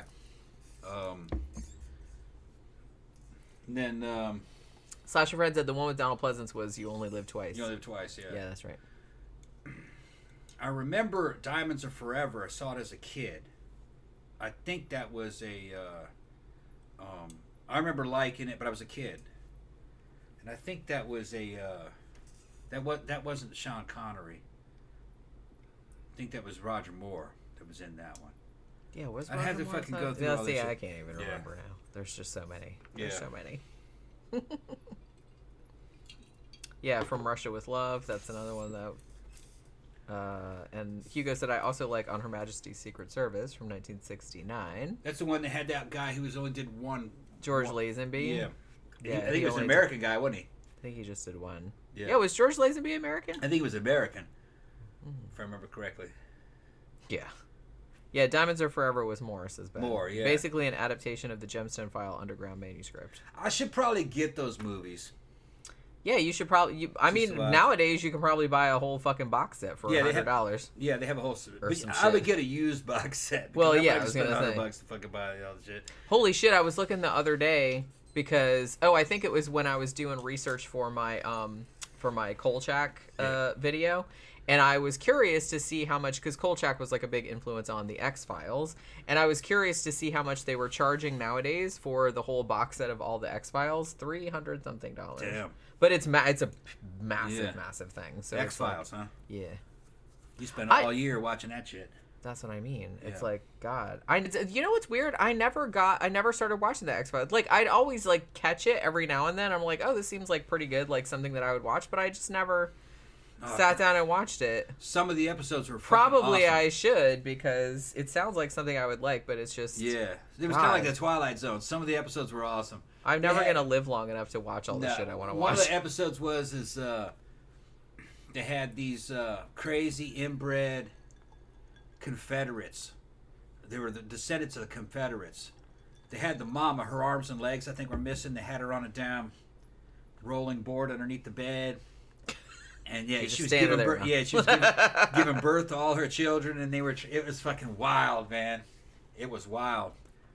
All of her sons were getting her pregnant, and she was making more children. So that's how it is in their family. Yeah, it was fucking bizarre. Ben says George Lazenby was Australian. He was Australian. Okay. I'll allow I knew he wasn't British. I thought he was American. I'll allow it. Australian. That's even worse. Well, I don't know. At least that's even worse. At least the accent is still good. At least it's not like an American trying to. That motherfucker should have had a damn California accent. What's up, man? Hey. You sound like Keanu Reeves. Yeah. That's Whoa. American. Whoa. Man, this is what Q gave me. That's why it shoots out a laser. It comes out. Look, it burns stuff up. It's gnarly. Oh my god! Now I want to see that. That's fucking bogus, man. I want to see that. Should have seen it. I had to jump out of an airplane, and my parachute and everything had opened up. I even fucking came down. I was fluttering down like I was on a parachute, man. I couldn't believe it, dude. Didn't even have a fucking surfboard. It was wild, man. It was gnarly. Now I want to see like a Bill and Ted James Bond mashup. Yeah. James Bond's Excellent Adventure. James Bond, man. James Bond's not James Bond until he's from fucking California, man. I'm from Diamond Bar. God damn it. God damn it. Yeah. Yeah, I'm here, man. I'm a secret agent. Don't tell anybody. Watching you. Whoa, she got some bodacious boobs, man. That can't be natural. No fucking way, dude. No, that's not natural.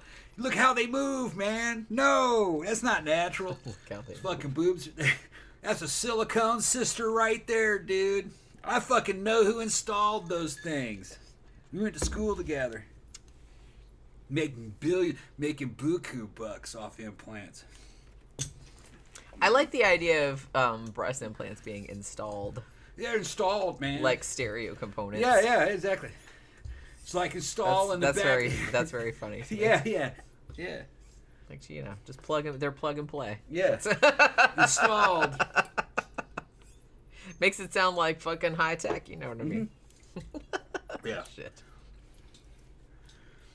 Zach says, in the 70s, the guy who played Janet Leigh's boyfriend in Psycho was almost Bond, and James Brolin was almost Bond in the 1980s. James Brolin from Amityville Horror, you know what I mean? That would have been something. Yeah. Hopefully he would shave all that hair that he had in Amityville Horror, because, wow, that was a lot of hair. A lot of hair. That was fucking popular at the time. That was cool. Well, I know. Yeah. I've seen pictures of my dad from that era. Yeah. So I know what that looks like. Yeah. My dad had a full beard and everything. Yeah, mine did too. Yeah. Mine did too. Let's see. Yeah, Daniel, they're talking about Earth Girls Are Easy. Holy shit, I haven't seen that movie in a long time. In like Flint, I remember that, and Armband Flint, yeah, with James Coburn. Like spy spoofs, kind of. Gillian Anderson, American or English?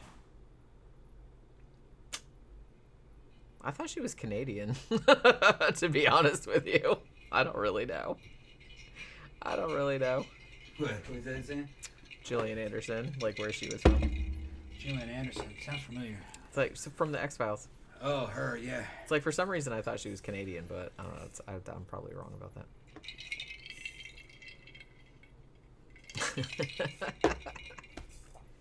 Slasher Fred said, in the opening of Friday the 13th, Part 6, Jason Lives, there's a spoof of the famous James Bond gun barrel scene. Yeah, that's right. They did like a James Bond spoof in the beginning of the Friday the 13th. Because why not?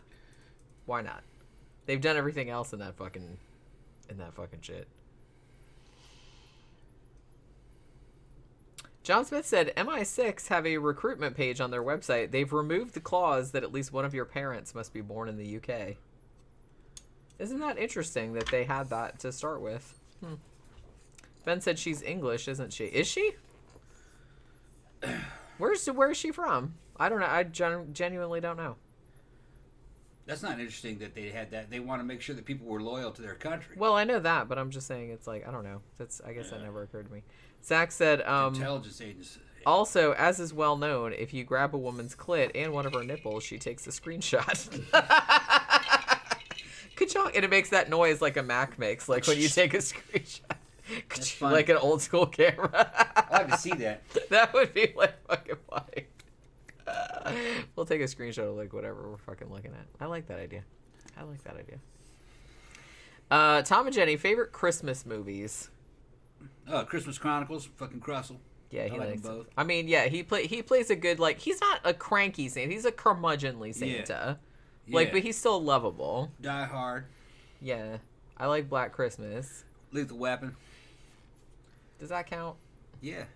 There's actually, like, some really good Christmas horror movies. If you haven't seen A Christmas Horror Story, which is an anthology movie, and it has the Shat and he gets drunker and drunker, like, as the movie goes on, much like this show.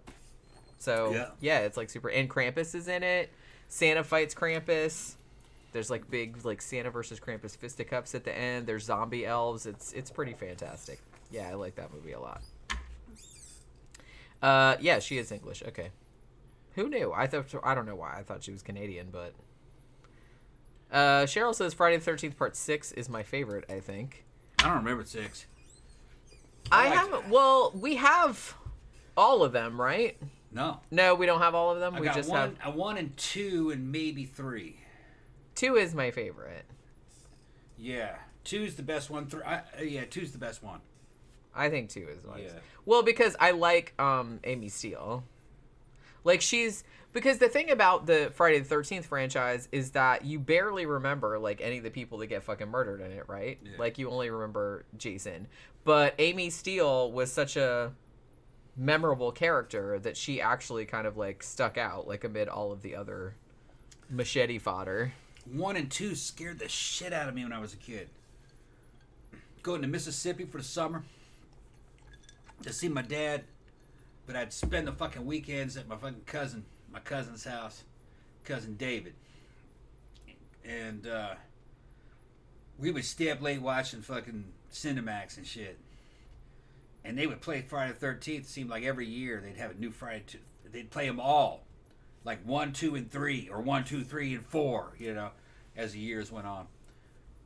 And those things would scare the shit out of me. And then you go back and look at them, man. There's not a lot of blood in them. There's not a lot of gore in them, really, by today's standards. But they would just scared you back then. And that was in Laurel, Mississippi, where he lived. And it was real rural in those days. And at night, you had to close the damn shades because you were afraid. Because when you looked out the window, and it was just blackness out there. So you were afraid that Jason was looking in that window. Even though the back side of his house was 2 floors off the ground because the house fucking went out like that. It was on stilts slightly. You know what I'm talking about? I mean, Jason could You fly. couldn't stand up that hot time and look in the window. But we had to shut those fucking windows, man. And there was woods out behind there. We were afraid fucking Jason was out there in those woods. We nearly burned them woods down a couple years later. I told that story on the show. With gasoline and shotguns and swinging through the fucking wall of fire on the fucking... Don't let redneck children have gasoline and shotguns. Just a pro tip. Yeah. Or fireworks or anything like all that. The things really. that the South is filled with. Don't let fucking redneck boys, Southern redneck boys have that shit. You know. And not... It's all those Southerners. The black fucking Southern boys just as bad. Fucking... Because you don't have any supervision. You're in the wild. So you can go feral. You know. The adults aren't going to be around. You're gonna steal your dad's gasoline out of the fucking garage. You're gonna grab the fucking duck shotgun, the Mini 14, and all that, and get his fucking trap shells, and go out and fucking shoot some shit up. He's not even gonna miss it, cause he's buying so. Would you guys shooting the shotgun? Yeah, we were shooting the shot. He's not gonna care, you know. Man, we would do some wild shit out there, but we nearly burned those fucking woods down. I don't know how we survived. I don't know either. The gas can caught on fire, and it was plastic. That was fucking... Oh, man. I don't want to get back into that fucking... Man. Yeah. Yeah. I can't believe we survived that shit. I was trying to put the fucking fire out. The donkey dick of the gasoline was fucking melting on fire like a fuse, and I was trying to put it out. And I don't know how that shit So would you like jump on it and roll on it? No, we ran from it. We ran from it. Once it got too far, it's gonna blow. We just ran. When the fire went up and it fucking went into the trees, but it burned out. It was too wet. You know. I mean, yeah. It's the South in the summer and raining every day. You know. Yeah, it's some humidity. Yeah. The air is wet. The air is wet. It's gross. Yeah. Cheryl said, best Christmas horror movies, Black Christmas, Better Watch Out. Oh, yeah, Better Watch Out is really good, too. P2, Christmas Evil, and Rare Exports. Yeah, Rare Exports is really good, too. They're talking about Violent Night, which is a new one. And, yeah, that's in the theaters right now, and I actually do want to see that, because that's got David Harbour in it from Stranger Things, and he's awesome. And I've heard that it's, like, really, really good. It's like a Christmas horror movie. You know? Yeah. I mean, there's a lot of Christmas horror movies, but I feel like most of them are not good. Yeah. Like, I feel like most of the ones that have been mentioned are the good ones. Yeah. I liked Krampus. That was, like, a good one, too. Yeah. Like, that was a fun movie. John Smith said, as kids, we would throw aerosol cans on bonfires and nearly blow our limbs off. Yeah.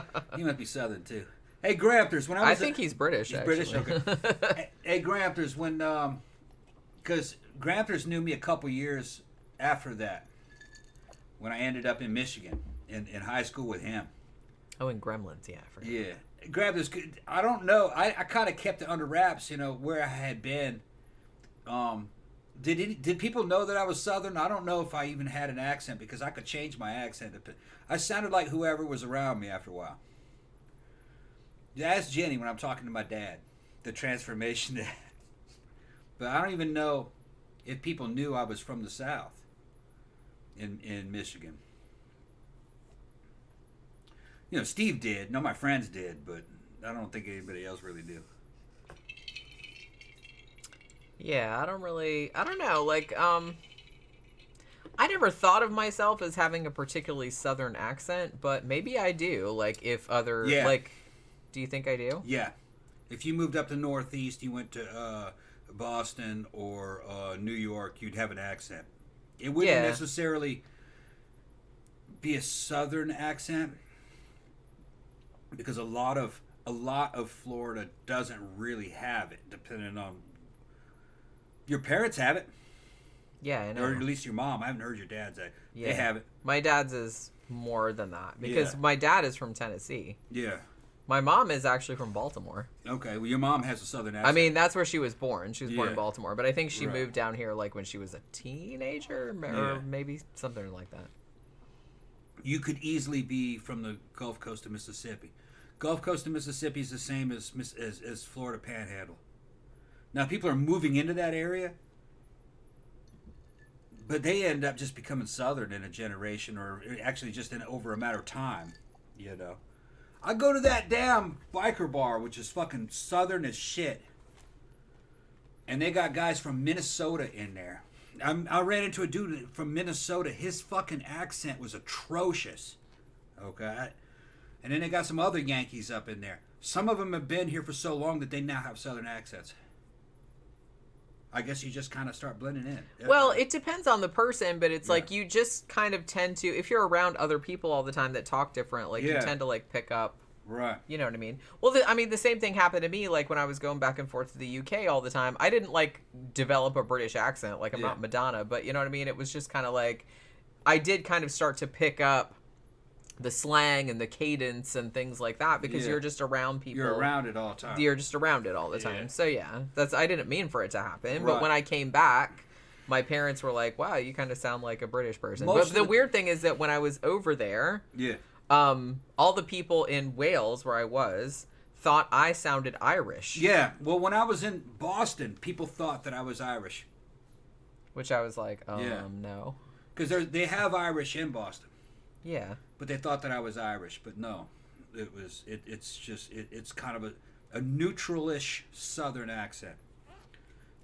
It's just that we don't really perceive it as Southern, but depends on if we're on our best behavior or not also too. But because I noticed, like, if I'm around a bunch of Southerners who start getting drunk, I sound more and more Southern because I start just going into that mode, But no, you go up north and no, we don't sound like them. Like that dude from fucking Minnesota, he was like from another country. Well, the Minnesota accent is very distinctive. Yeah, that I was Midwestern. Like, whoa, this dude here, man, and he's trying to fit in and talk about motorcycles, and I'm being courteous to him, but I was going like, this dude's fish out of water. He just moved here, and he's biker, but I just sound like he's from. It sounded Scandinavian as fuck. Well, yeah, that's what like that's what that Sweden. accent sounds like. Sounded like something from Sweden. Yeah. I've heard a lot of people from Minnesota. Yeah, that's what they sound like. Yeah. Well, the funny thing about it is that I guess I'm kind of more familiar with it because, I'm a big fan of Mystery Science Theater, and a lot of them are from Minnesota. Mm-hmm. And so they kind of make fun of that accent all the time. So they'll do like a little riff on like people, the way that people talk up there. Yeah. So you know what I mean? Richard Brown said, "Is that why you like British films so much, Jenny?" I actually liked them before I went over there. I don't know why. I was just always kind of like, I don't know. I was just always kind of like an Anglophile, I guess, like from a pretty young age. I think it was because I liked a lot of, when I was a kid, I liked a lot of, like new wave, and I liked a lot of British music. So I think that just kind of like extended to the culture at large. So I got into like a lot of British movies and stuff, and then like when I went over there and got like more familiar with the culture, I guess I got like more into it. El Patrino said, no disrespect, but Tom kind of looks like wrestler Kevin Sullivan. I don't know who that is. I don't know who that is. I don't know that much about wrestling. Yeah. I don't know that much about wrestling. Yeah, and Oscar says he finds it peculiar that I say of all times. Yeah, times with an S. You have said different times. Of all times. Not all time. All times. It's even better. Because times are in little discrete packages. Yeah, they're in packages. There's that time and another time and this time and that time. Back with the times. Victor said, hey, I made it. Yeah, you did. I mean, and we're not that drunk yet, really. Yeah. We're not going out afterwards. So, no, we're going to get drunk so here. we can just kind of sit here and get drunk. So that seems like fun. And I got all kinds of good food downstairs. He's already thinking about that. Man, I made some pulled pork. That was really good, yeah. Yeah, we had like a little bit for lunch. And my own fucking macaroni and cheese and rice. And macaroni and cheese is good. Yeah, that mac and cheese came out good. Yeah. That mac and cheese. I gotta get some more macaroni elbows. I got that 5-pound box of macaroni elbows from fucking Walmart for like a couple bucks. It was well spent. I'm gonna go get some more of those. I'm gonna get some more of those. It's like the size of a cereal box. It was good. I could eat all that just by myself. That's like 3 servings. Get those big fucking Tupperware containers of macaroni and cheese. Speaking of which, you know, speaking of like all you can eat and like lots of food and stuff, I was telling you about the restaurant that we went to at Disney Springs. It's actually not at Disney Springs. It's at the Disney Polynesian Resort. Yeah. That's where we went and ate like for my sister's birthday. Mm-hmm. This place is called Ohana, and apparently there's like a really big like waiting list, right? Like 'cause it was really hard for her to get reservations. What they do, they only have like I guess what they call like a prefix menu. It's all kind of Polynesian like flavor food, but it's all you can eat. I think it's like it's a flat $59 fee. You come in, you sit around the table, and they just bring you all the food you want. Like they bring you salad and bread first. When you finish that, they ask you if you want any more. Yeah, if you don't, they bring you like more stuff, and they bring you like I said, it's like 4 or 5 or 6 different things. There's like these kind of like chicken wings and legs. It's like all these really, really good noodles. They have like all kind of they have broccoli. They had some kind of like chimichurri, like kind of chicken. They had like some big chunks of steak. They had like shrimp and all this, and they just keep bringing it and keep bringing it and keep bringing it, like as much as your table can eat, and they will just do that all night. Man, we need to go to the Brazilian churrasco. Camp guy said, yeah, Ohana's in the Tahitian Polynesian. Yeah, that's where we went. It's one of the top level places inside the Disney We're parks, going to go to fucking Texas do Brazil. Yeah, Texas, I've been wanting to go there a long time. You'll like it. I think it's about $80 a plate, I think now. It's expensive. But it's all you can eat Brazilian barbecue. I used to have it when I was in Brazil. It's fucking great, man. See, that sounds yummy. They have everything, man. Bisteca. They have fucking hump of the Brahma bull. They probably have all that. Fucking lombo de porco, which is fucking pork tenderloin. Different cuts of fucking beef. And they bring it along on a fucking sword. The gaucho fucking cuts it off with a big old fucking sword. Sword full of fucking roasted chicken hearts, salted. Really good, man. Barbecue chicken hearts. I fucking sitting there eating them. And then dessert carts and side carts. They fucking bring those by. And drink fucking cachaça or caipirinha, which is kind of like, I like caipiroska, which is just vodka and crushed lime and sugar on ice. Fucking that's like their national drink is pinga, which is kind of like Everclear with crushed lime and sugar with over ice. Really good. It's a great barbecue. Brazilians know how to barbecue. It's just it's different. They don't use a tomato-based barbecue sauce. It's just salted and seasoned. Really good. They'll use things like vinaigrette and something called farofa, which is like cracked wheat and it's kind of like, it looks like sawdust, kind of, but it's fucking beautiful. You roll the meat in like this cracked wheat and eat it. Yeah, Camp Guy said, the character breakfast is a great deal at Ohana. Yeah, they were talking about that, and it did actually sound really good. But some of the restaurants in the Disney resorts, you can't get in the shit. Like, you have to make reservations, like, months and months ahead. My sister told me that because she came down, like, just for a few days, and she wanted to do, like, the after hours, because, you know, like, at like Disney during this time period, because me and her went to the Halloween one, but around Christmas they do like Disney's Christmas whatever, and she said all the dates had sold out though, like, so she couldn't do them, like all of them were gone. And most of the restaurants, all the reservations were used up like way into the new year. You know what I mean? But she said the breakfast was supposed to be good there too, but she wanted to eat at this place because she'd never eaten there before. And it was really, really good. It was me and my sister and my two brothers and my sister-in-law. And we were just kind of like, man, we were so fucking stuffed. And and they bring you dessert too, which is like a pineapple bread pudding with like homemade ice cream on it. And that was like really good. Gramthars said, the thing about all those all you can eat Brazilian places is the law of diminishing returns kicks in real quick.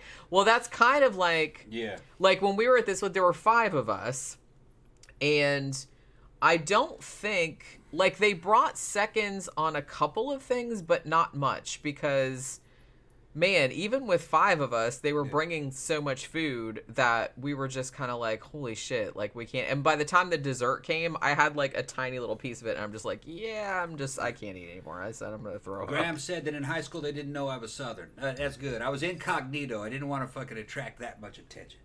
And then, he says tomorrow, him and Steve, buddy of mine, they're going to build Steve's first AR together. They're going to assemble it. Yeah, if you got to have you want to have a vise and you want to have that assembly jig to help you fucking tighten down that barrel nut, you got to tighten that shit to spec. I forgot the spec on it, but you'll know. But it's an easy build. Building lowers, too. It's more like, it's just assembly more than anything else. Building is AK. And I've fucking done over the time. When I was younger, I haven't done it in a long time, I did 4 AKs. So that's all rivet work. And installing a barrel or pulling a barrel out of an AK trunnion is a fucking bitch. You're going to need buckets of ice water and a fucking torch and a fucking vise and a rubber mallet to get that fucking, because it's slip fit. And it's just pressed in there with a fucking press, and to get it in and out. A civilian trying to get it in and out without that press, you're going to have to heat that trunnion up red hot and knock that barrel out of there, and then fucking put a new barrel in and dump the thing in ice water, and it fucking... And then you're going to have to fucking do all the rivet work to get the fucking front and rear trunnion back in the receiver. It's a bitch. But AKs are satisfying to fucking build, man. Especially back in the day, for $250 you could get an AK, a demilitarized AK kit, and reassemble it on a no-DAC spud receiver. I got an Alpha AK, hand-built Alpha AK in the other room with a fucking moderator and everything. It started off as an AMD 65, but I'm into all that shit too. Can't show it on a stream; they'll fucking cut the stream. You touch a fucking gun on a live stream, they cut it. AI does it, I think. AI recognizes it somehow. At least so I heard.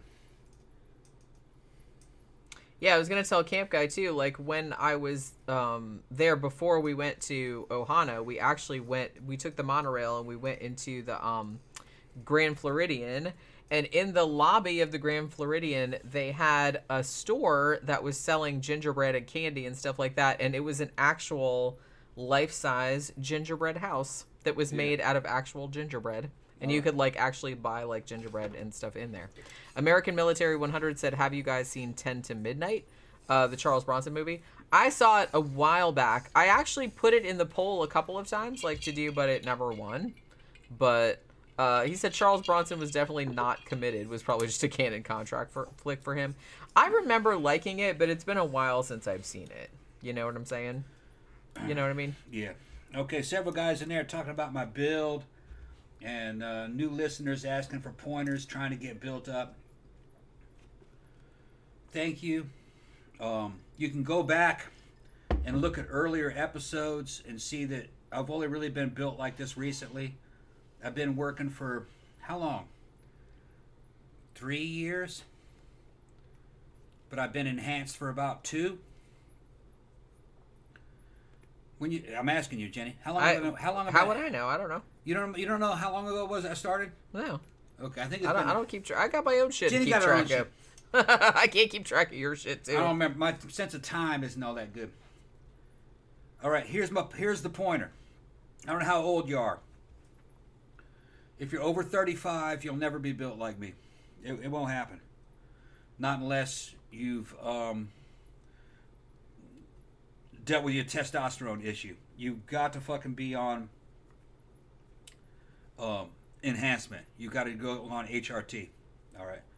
After 35, you just don't make enough. If you're young, you could get built about like me naturally. If you're fucking genetically gifted. But after 35, you're going to have to go on testosterone replacement therapy. That will allow your body to respond to the training that you're doing. You'll get like me. Now, it might take time. And if time is a factor, you're going to have to speed it up because you're older. So then you're going to have to do therapeutic cycles of other things I'd recommend, like Winstrol. I'm not a doctor. I can't give medical advice. I'm just telling you how other people do it. I didn't do it this way. But Winstrol will work. Dianabol. Trenbolone. Masteron. You have to go to study what other dudes did. Cheat your ass off and lift a bunch of weight. And it'll come. It'll come.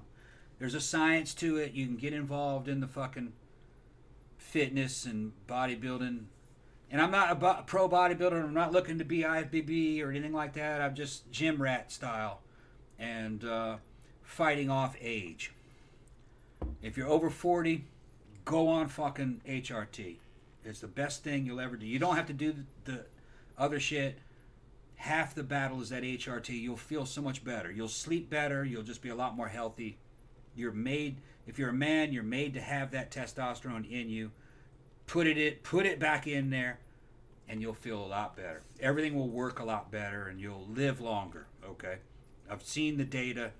It's beneficial. Okay, the other stuff could be a trade-off depending on if you're abusing it or not. I don't abuse anything. I just use things, and it's therapeutic levels, minimum doses, minimum effective. So that's my advice. Okay. El Padrino said, "Damn, I'm 45. I'm fucked, but I'll check into it." No, HRT. Go on HRT. Hey, I'm almost 55. That's true. I'm almost 55. I went on HRT in my late 40s. So it's not too late. I went on around 50, I think. 49 or 50 is when I went on HRT. Yeah, because I don't think you've been on it that long. No. It's only been a few I've been on years. HRT for 3 years. I go on and off anabolics for about 2 years now. Right? Maybe only a year. Like I said, I'm not really. Maybe only a year. I don't know. Yeah.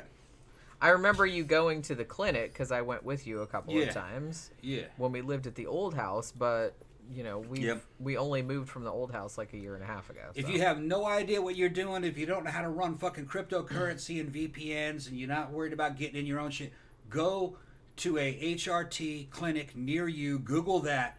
Go see those dudes. Have about $1,000 at hand. Expect to pay about $200 a month, and for about 6 months to a year, go under their supervision, and they'll teach you how to use testosterone. Once that's out of the way, then you can go on to other stuff. But they'll show you how to do it under a doctor's supervision. But you want to do it under a doctor's supervision first, till you learn the ropes. Yeah, until you know what you're doing. Right. El Padrino said HRT is what? Yeah, it's hormone replacement therapy. Yeah. That's all. Ben says, is this the same as the growth hormones that are illegal in Australia? No. Stallone got fined for having some of his luggage a few years ago. No one can understand why. No, he was on GH, growth hormone. For a while, growth hormone was considered to be a safe alternative or a safer alternative to anabolic steroids. It's not really. It's pretty safe, but it has a weird side effect if you use too much. It can cause your lips and your nose to grow, which it happened to him, but he fixed it. GH is really only good for pro bodybuilders that are damn near maxed out on anabolics, and they can throw in some GH and get a little bit bigger. But if you're not planning on stepping on stage and being a pro bodybuilder, you will never really have to fuck with GH. Although some people have said if you get older, you're in your 50s or 60s, and you're on HRT and anabolics, a little bit of GH can help you. But we're talking about a little bit. You know, we're talking about therapeutic dosage, not abusive dosage. So you got to look at the studies and what other people have done. So GH might be all right, but it's got to be very reasonable doses, and it has to be in a packet, or what we call a stack. The stack of a bunch of other therapies that you're doing. This is for old guys, not really for young guys, older guys. You look at all these superstar dudes that are looking fucking fantastic. Jason Statham, The Rock, and all. They're doing what I'm doing. It's not natural. You can't look like this, be natural. This is the male version of breast implants, really. Well, like I said, go back to the old days and, like, look at 50, 60-year-old men, like, back from the... Yeah, they all look like old dudes. They look like old men. And if you stop this shit, you will revert back to an old man or in a few years. So it's a therapy that you have to keep up with. Your body needs to have these things in it to keep you in that shape. Because you can't make it on your own. You're too old. Yeah, that's what we were talking about that the other day, about how, like, much older people looked back back in the old days. Probably, I mean, due to a lot of reasons, I think, Yeah. But I'm sure that was one Yeah, but reason. he says, 45, I'm too fucking old. 45, I was natural, dude. Dude, I'm 50. I'm almost 55. Yeah, you're not too old. I'm 50. Now's the time. Yeah. Had I known what I know now, I'd have gone on at 40. So 45, you'd be good. That's early compared to my. Go on HRT. Go see your local doctor, your local clinic. Get on HRT. You need about $700 for that first month, and then about $200 per month after that. But you'll feel so much better. You'll be like, oh man, this is great. And then once you learn the ropes, you'll realize you'll be able to get that same thing for about $60 on the black market. Yeah, because there's a black market for it. And it's good shit. All that stuff's easy to make. You just have to have a good online source. Zach says, Jenny, have you ever played with AI art generation? I'm using one for story ideas I have, and it's really fun. No, I haven't, but it is kind of something I'm interested in. So if you have anything, like any recommendations along that line, then let me know.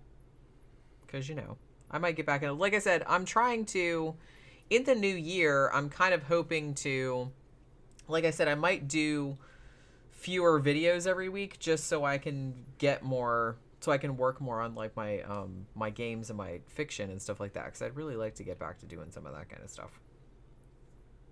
El Padrino said 45, 272 pounds, 6 feet, barrel ass, trying to get back into shape. 272, you're overweight. Okay. He's 6 feet tall, though. 6 feet, that's still overweight. That's pretty tall. Go on HRT and you'll start losing a lot of weight. Because that happens when your testosterone levels are low. And then the fatter you get, the lower your testosterone levels get. So it's a vicious cycle. Go on HRT, you'll lose a bunch of weight quick. Yeah. Because shit starts working better. It's much easier for dudes to lose weight. Yeah, because your shit starts working better. Testosterone is the hormone that's giving the signals to all these cells to actually do their jobs. When it gets real low, they just sit back and say, "Ah, fuck it." You just get fat, and eventually it kills you. Diabetes and fucking high blood pressure and all that. Go on HRT and shit'll start working again, and you'll lose some weight. And if you start working out, it'll even accelerate. You'll build muscle mass and lose fat. Beef up. You'll feel a lot better too. You'll be able to sleep a lot better. Rest up. Sit around like a lion eating meat. Getting fucking pretty. Eating meat and getting pretty. Mm-hmm. That's what Tom's biography is going to be called. Just sit and lay around with eating a big old meat turkey and getting leg. Big turkey leg. Okay. Speaking of which, when are we going to make some of those 8 other turkeys we have in the fucking freezer? Yeah. Yeah, we still have 8 turkeys in the freezer. They were really cheap at Publix, you know. They were 42 cents a pound, and I love turkey.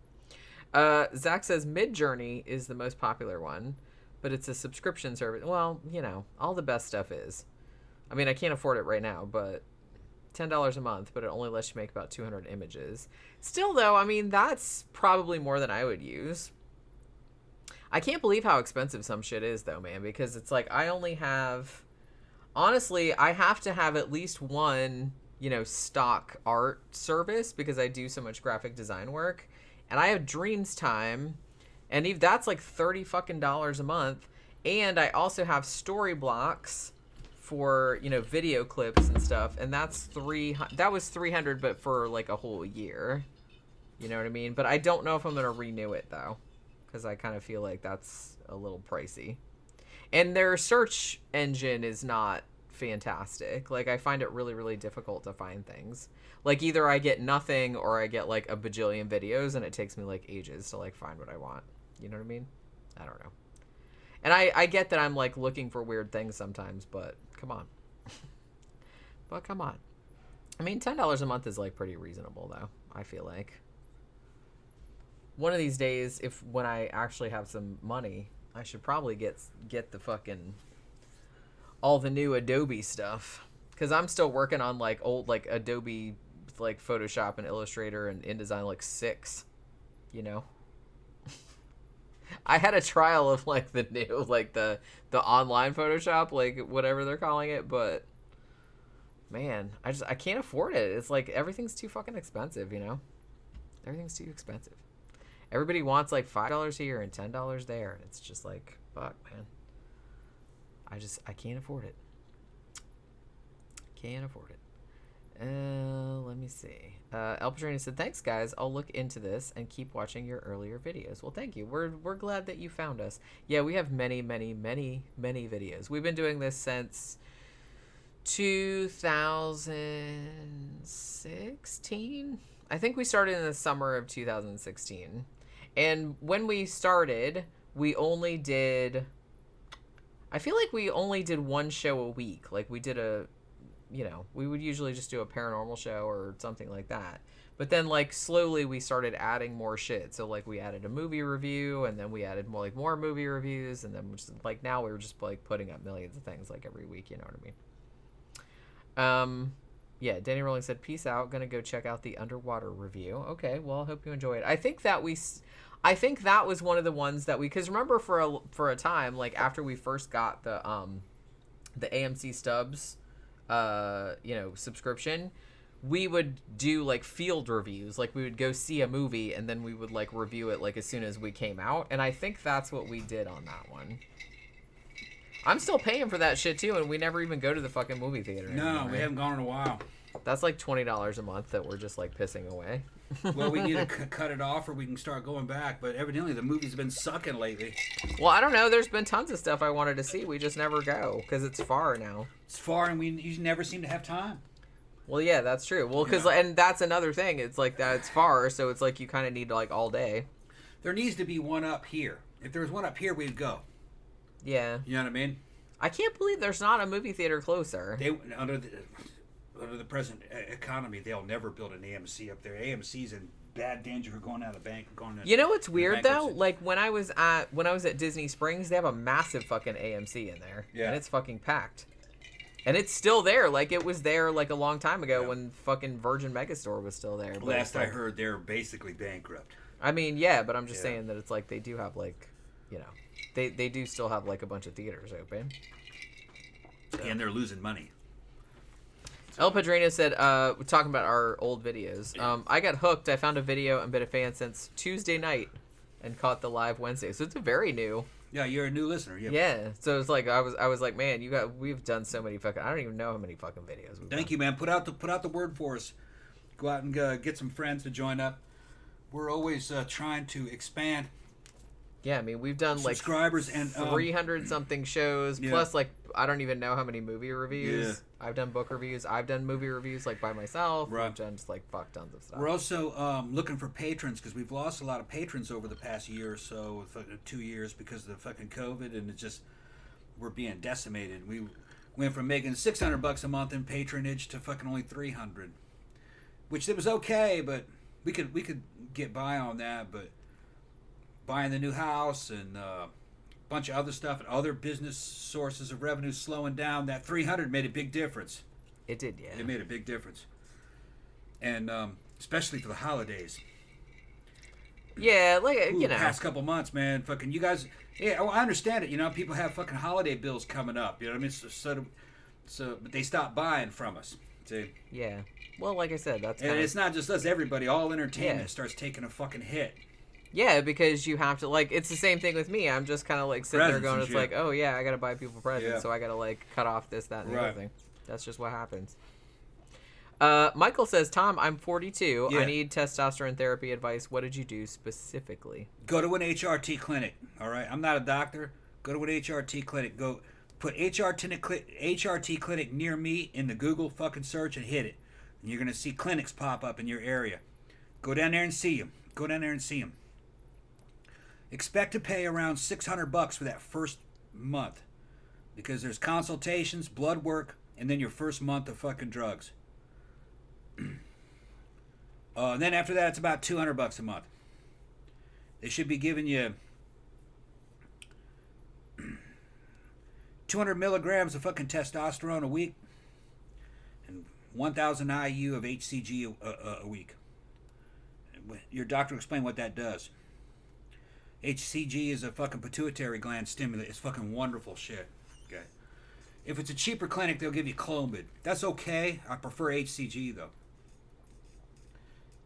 Have them teach you the ropes on how to use that, how to inject into yourself. That first fucking... You won't feel anything for about 3 weeks, and then like fucking week 4, it hits you like a fucking ton of brick. You go through puberty part 2. You think you're fucking 16. You're trying to jump fucking your girlfriend's bones constantly. You're just fucking nuts. You're like, man, I haven't felt this way in a long time. You know, you think you're 14 and shit. Then it stabilizes after a few weeks. You feel good, but you don't feel so drunk on it, you know? It's just that your body's been starving for it for so long. Then you start sleeping more and getting better rested, and you start healing up. You'll be real fucking sore because all the maintenance is backlogged in you. If you're in your 40s, you're not fully healed up. You're just not making enough androgens.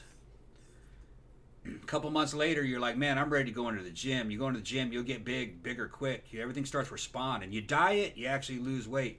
You run, you lose weight. You work out, you gain muscle and lose weight.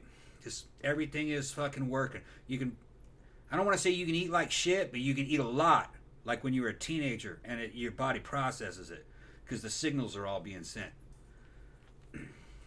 Now, be aware, HRT is a gateway into anabolic steroids, because if you're on HRT and you're an old man, you don't have to worry about testosterone suppression anymore. Young guys are always worried about getting testosterone suppression and fucking post-cycle therapy and coming off steroids, because you're never going to come off this test. You're going to be on this for the rest of your life.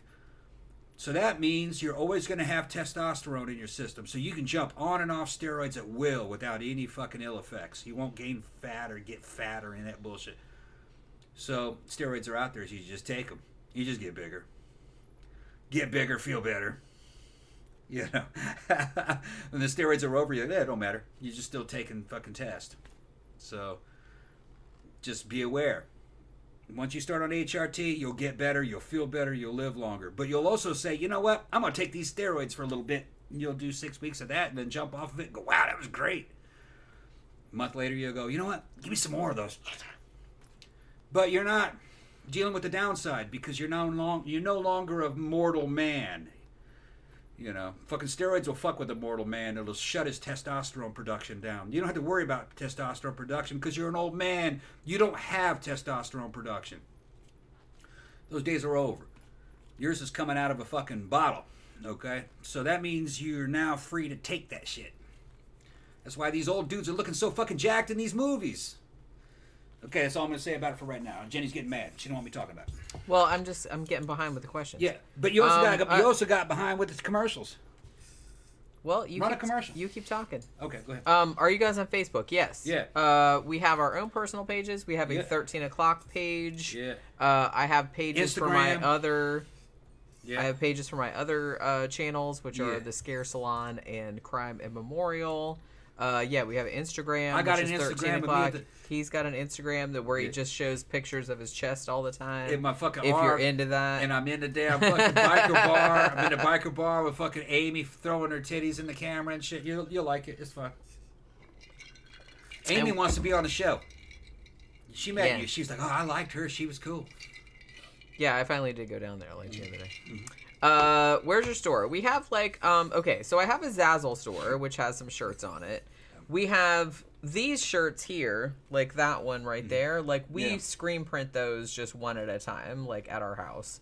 Yeah. But I also have a Zazzle store that has like other kind of designs on it. I also have books that because I write books also, like true crime, horror fiction, all that kind of stuff, which are on Amazon. And also I design board games and card games, and that's on the Game Crafter under Giallo Games. So we have like lots and lots of stuff. Michael says, cool, thanks. I will tell you my temper is bad naturally and my sex drive is high at my age. I don't want to have rages and all that. No, test won't do that. If anything, if you're like that, that might be a sign of low test. Test might, it'll make you feel a lot better. You'll be more positive. You might get sexual there for a while, but you're always going to be like that, probably.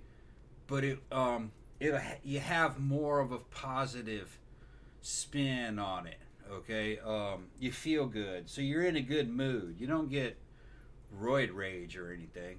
I've had all kinds of fucking roid rage. But even that's not that bad. It's just, you get pissed. But you're not taking it that seriously. You know what it is when you're doing it, you know. And it doesn't last long, a few seconds. And it usually is something that's actually really is annoying that's pissing you off. It's not like you're making it up. But test won't do that. You need to be on some powerful shit. I mean, again, that's like my normal state of mind. I'm always pissed off at something. But it's usually like really annoying shit. It's right. You know what I mean? You on the amounts that they're giving you, like 200 milligrams a week, that's a good dose, but that's not enough to make. I mean, I can easily handle 500 milligrams of testosterone a week. That's no big deal. And, you know, a couple 100 milligrams of fucking trenbolone a week on top of that, and then a bunch of other shit on top of that. It's just, no. You can handle it. You just go, get your feet wet, start slowly. Go bit by bit. Also, he's asking about whey protein. Oh, man, fuck whey protein. Little powders and all that shit. You have some of that, though. Yeah, that will only help you if your metabolism is working fucking right. And if you're a low-test male who's old, eating whey protein won't fucking help you at all. You got to be either young and working out, or you got to be old and on fucking test or steroids for whey protein to make any difference. All that is you're trying to get protein into your system that's very low calorie. That's all you're trying to do. But meat is low calorie, and that shit's getting kind of expensive, man. They want too much for that whey protein, man. I can buy a fucking turkeys for less than that. Like I said, and just eat those fucking we turkeys. still have 8 of those fucking turkeys in the freezer. $5 for a whole fucking turkey. And then they want fucking $40 for fucking 5 pounds of fucking whey protein. Man, what the fuck you talking about? Well, and seriously, protein, I would rather have get those turkeys. Yeah. Yeah. At least that tastes good. I don't want some fucking shake. That's $40 a fucking $40 a turkey will give you like fucking 60 pounds of fucking how many 5, 10, 40 pounds 50. of turkey will give you 60 pounds No, of food. I mean, $40 a turkey. $40 a turkey will give you 5, 10, 15, 20, 25, 30. Oh, man, fucking give you fucking over 10 turkeys. You know? Well, shit, man. Like, and even those turkeys just are the fucking turkey. 5 pounds each. How heavy was the turkey we made for Thanksgiving? 5 pounds. Was it only 5 pounds? No. That was almost a 10-pound turkey. I was going to say, that was the a 10-pound other turkeys one. were about 5, But, 6 like, pounds. we ate on that for, like, a week. Yeah. I mean, man. And that was only like a $10 turkey. Yeah. Yeah.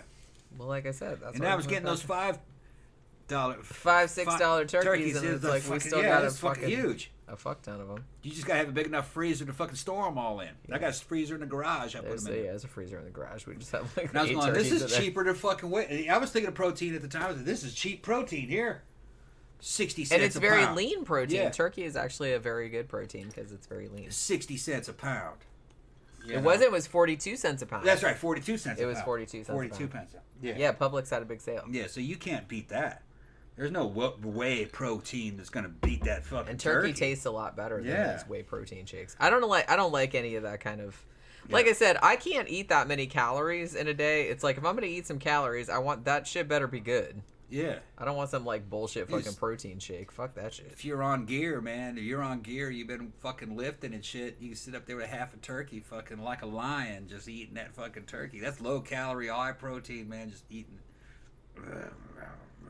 Turkey's good. I Just feel like eating it's it, yeah. underrated. Yeah.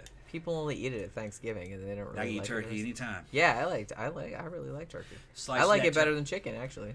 Man, what was that? What's that fucking meal that they were having that looked good? You take a waffle, and then you fucking put cheese on the waffle, and a big slab of turkey breast, and then the gravy.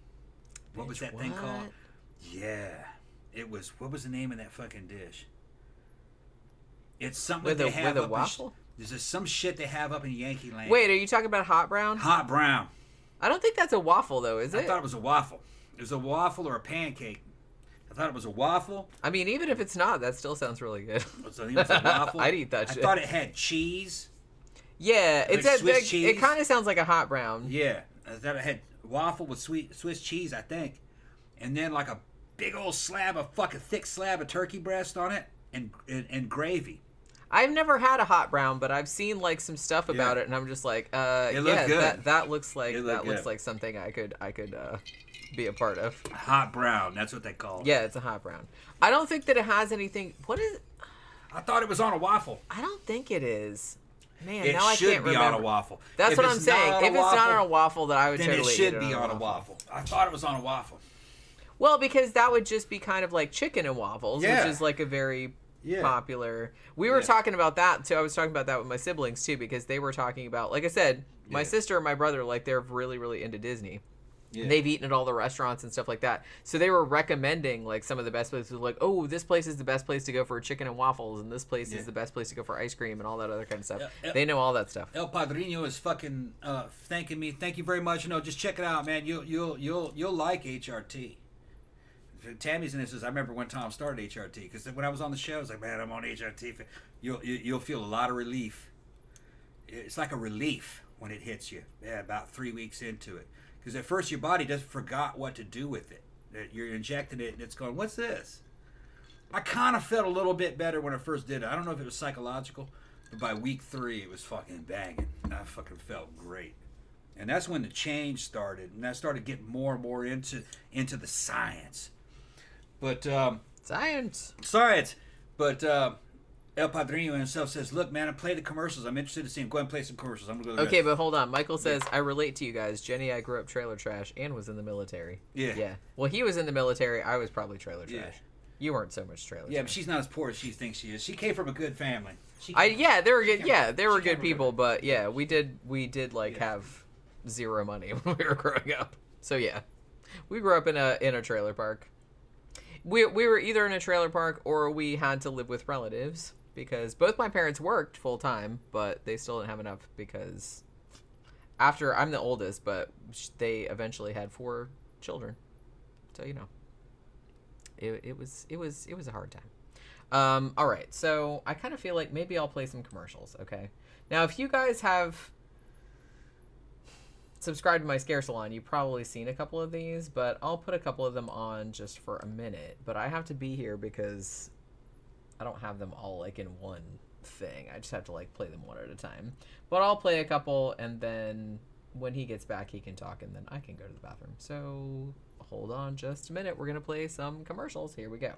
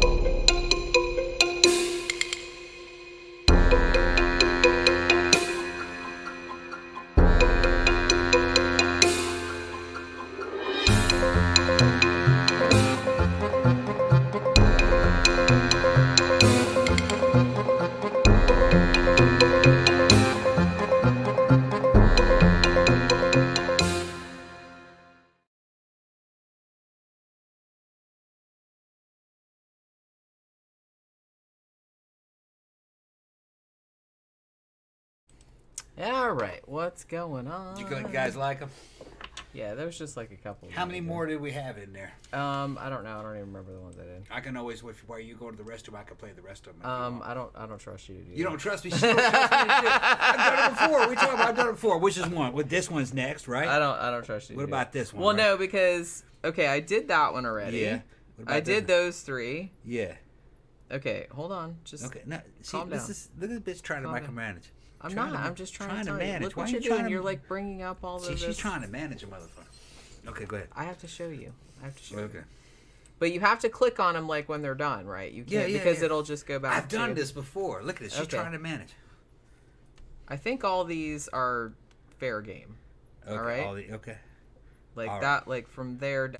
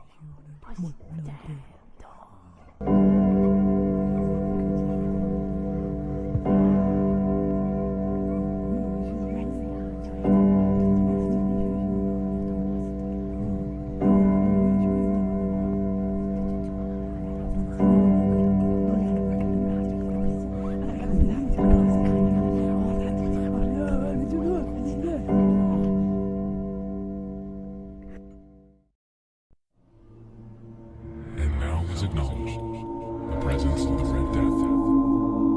He had come like a thief in the night, and one by one dropped the revelers in the blood-bedewed holes of their road, and died each in the despairing posture of his fall. And the life of the ebony clock went out with that of the last of the gang, and the flames of the tripods expired, and darkness and decay and the Red Death held illimitable dominion over all.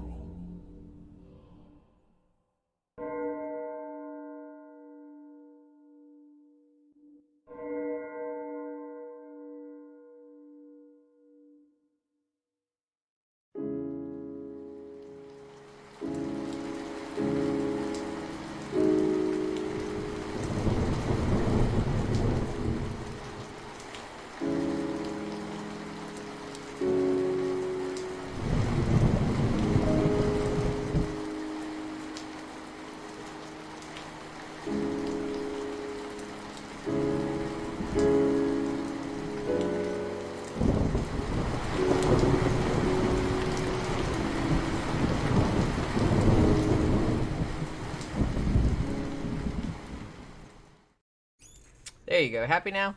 Yeah. Hey, people seem to enjoy them, you know. People seem to enjoy them. They're well-made movies.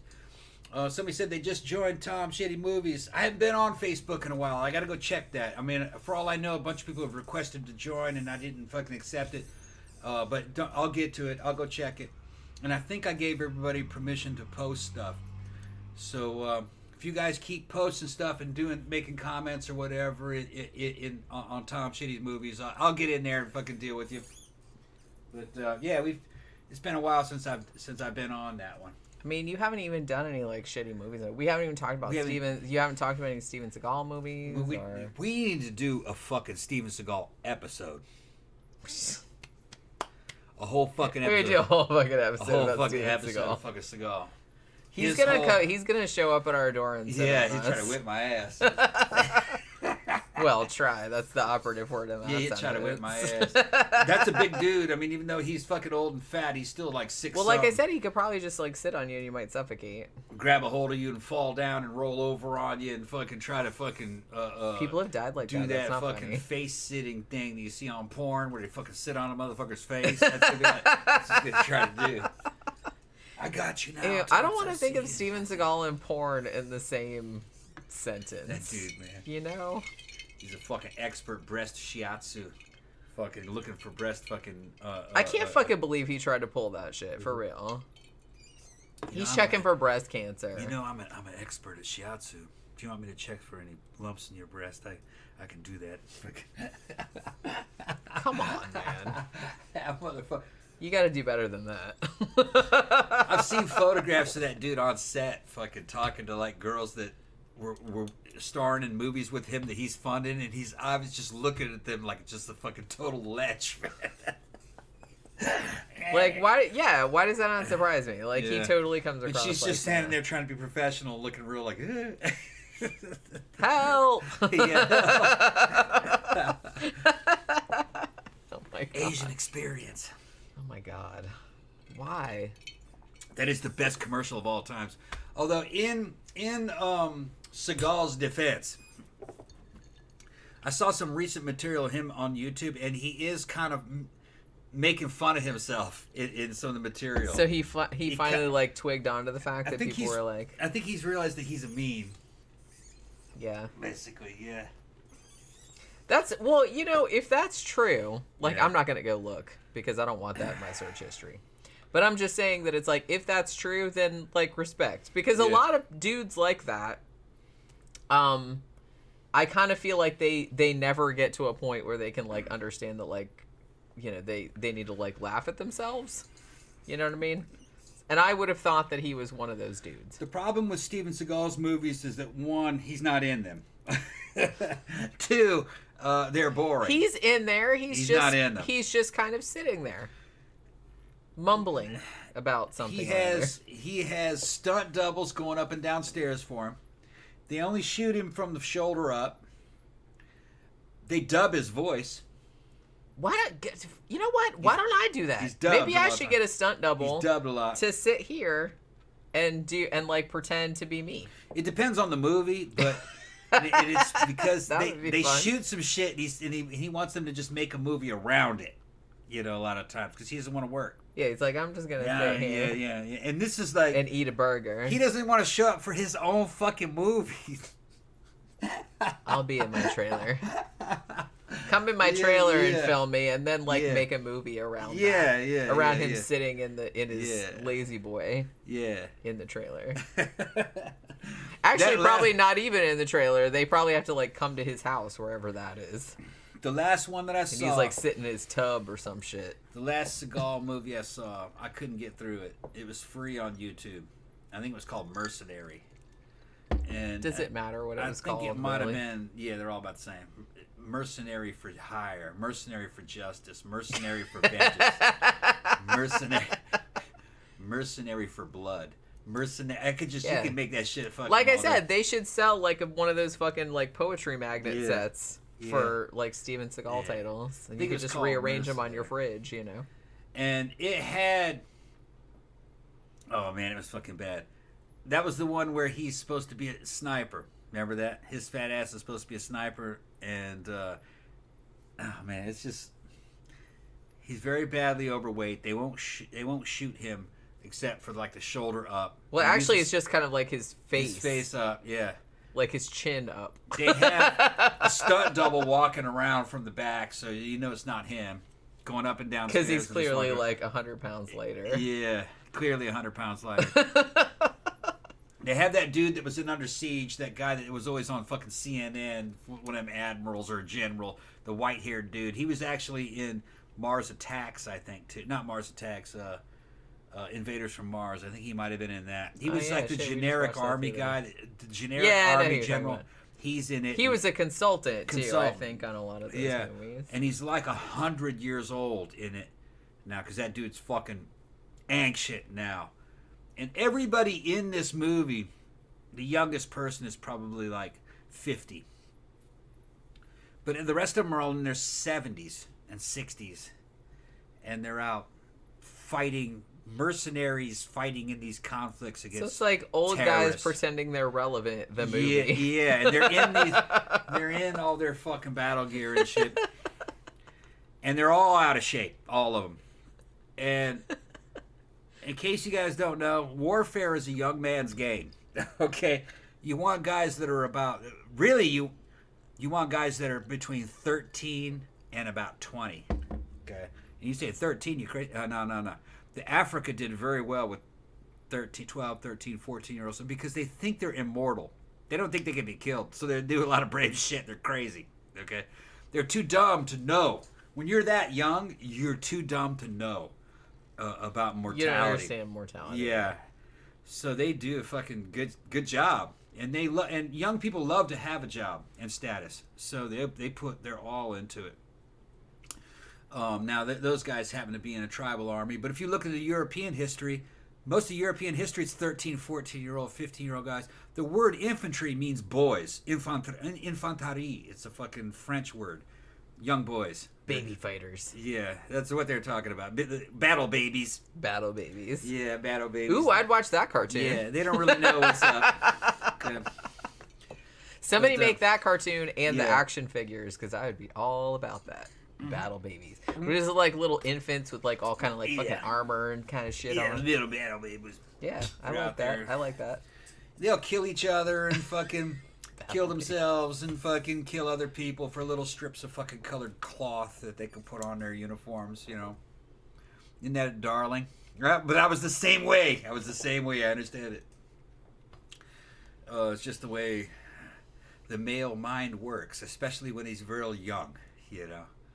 Yeah, we know. You're just hormonally built for that.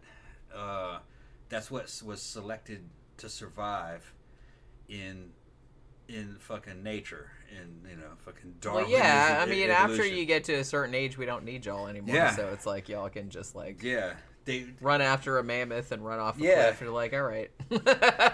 Males didn't evolve really. No, to be they needed didn't. beyond the age of about 25 or 30. Not really. That was after that, y'all just get in the way. Yeah. It's time for you to... Well, it's not getting in the way. It's time for you to be replaced by a younger one. Because it was just a conveyor belt. It was a conveyor belt of being replaced by a younger, stronger, faster one that was dumber. Because he didn't know Stronger, he could... faster, dumber. Yeah, because he didn't know he could die.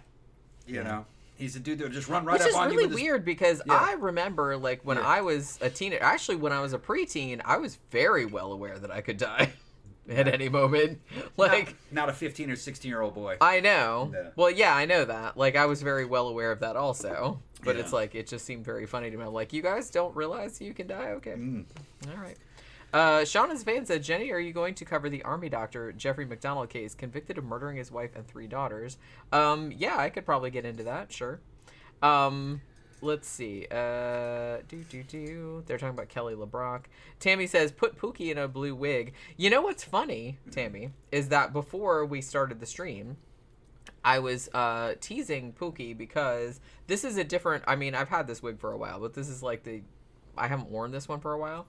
So she was like looking at me really funny. Like when she came in the room, she was like looking at me like that. And I was like, would you like me to get you a wig, Pookie? And it's like I was talking about how I was going to get her a wig too. I don't think she would wear it though. We always kind of talk about getting her a little outfits, but I don't think she would wear them, you know?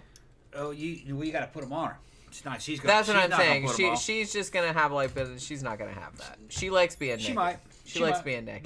There's no way of knowing. She might understand it immediately. She's like, oh, this is clothes. Yeah, I got clothes now. Like mommy and daddy have. Yeah. She's crazy. She is kind of crazy. She's crazy. Yeah. Well, we're always kind of like thinking of like what would be the best outfit for her because she's kind of. I mean, she's a pretty girl and everything, but she's she's a little bit of a tomboy. Yeah. She's a little bit of a tomboy. So I'm always kind of like, whenever we think about outfits for her, other day I was like, oh, she needs like a little NASCAR racing outfit. Yeah, like a little jumpsuit with like STP and shit, like Evel Knievel used to wear. Yeah, that kind of seems like kind of her speed. You know what I mean? That's like suits her personality, I think. Well, she ran for us today. We were just sitting there and she just ran as fast as she could right next to it. And then she came back. She's like, did you see? Yeah, we saw you. Did you see? Yeah. Did you see? I ran. Yeah, I was coming up the stairs because I was like getting my laundry, and she's like, yeah. She put on a whole show. Yeah. Put on a whole show. And then she goes and tears the rug up. Yeah. Look and then she fast. Like looks. Yeah. See how fast? Yeah. See me tear some shit up. It's awesome. It's fucking funny. She's fucking hilarious. Cats are hilarious. But yeah, she needs some little outfits, but she's not a girly girl. Pookie's not. Well, she's not a girl. She's a female cat. Yeah. But I mean, well, yeah, but the thing about it is that Beijing, our other cat, is very girly girl. Yeah, she thinks she's Paris Hilton. Yeah, she definitely does. Yeah, she's kind of like she's like too pretty for everything. Yeah. She's just like whatever. She thinks she's just decoration. She just sits around, looks pretty. Don't touch me. She's fucking funny. She is. Yeah, she's like super fluffy. Yeah, she's a rag doll, by the way. Yeah. And yeah, but she's like super fluffy, and she's always just kind of like laying there like. Yeah. She's also kind of... That's right, worship. Real dingy. A little bit. Yeah, she's kind of dingy. Although, she's kind of sneaky because sometimes she acts like that, but she's actually a little bit cunning. Yeah. She'll ambush like on the down low. Yeah. Whereas Pookie is very much... I mean, she's like... Pookie is like really, really intelligent, but like I said, she's also kind of a tomboy a little bit. She likes to roughhouse. Well, she's like a dog. She is kind of like a puppy, a little bit. It's just in the descriptions of Manx cats, it says they're dog-like. Yeah, she is kind of dog-like. Yeah, like not quite as high maintenance, I feel like, as a dog, but almost. Because I mean, she pretty much wants attention like all the time. When she's not sleeping, if she's awake, she wants some like fucking attention. She's in your fucking face. She's in your fucking face all the time. Yeah. Like I'm like over there working at my desk. She's like, "Hey, I'm gonna jump up on your keyboard and sit on it. Hey, what's up?" And she will not move. How long's the stream been going? 3 hours. Okay, it's time for us to shut it down. Time for us to go. We're going to get something to eat. Yeah, I'm kind of hungry. Yeah. All right. So hopefully you guys had a good time this evening on this Friday night. We're going to take the day off tomorrow, right? Yeah. Yeah. And then we'll be back Sunday talking about a movie. I don't know which one yet, but we'll see how it goes. We're going to go get something to eat. So you guys have a good rest of your evening. Have a good day tomorrow. And thanks everybody for dropping by. Thanks for your super chats and all of that. Remember to like and subscribe and all of that kind of stuff if you haven't done that already. And we'll see you guys again on Sunday evening. Good night.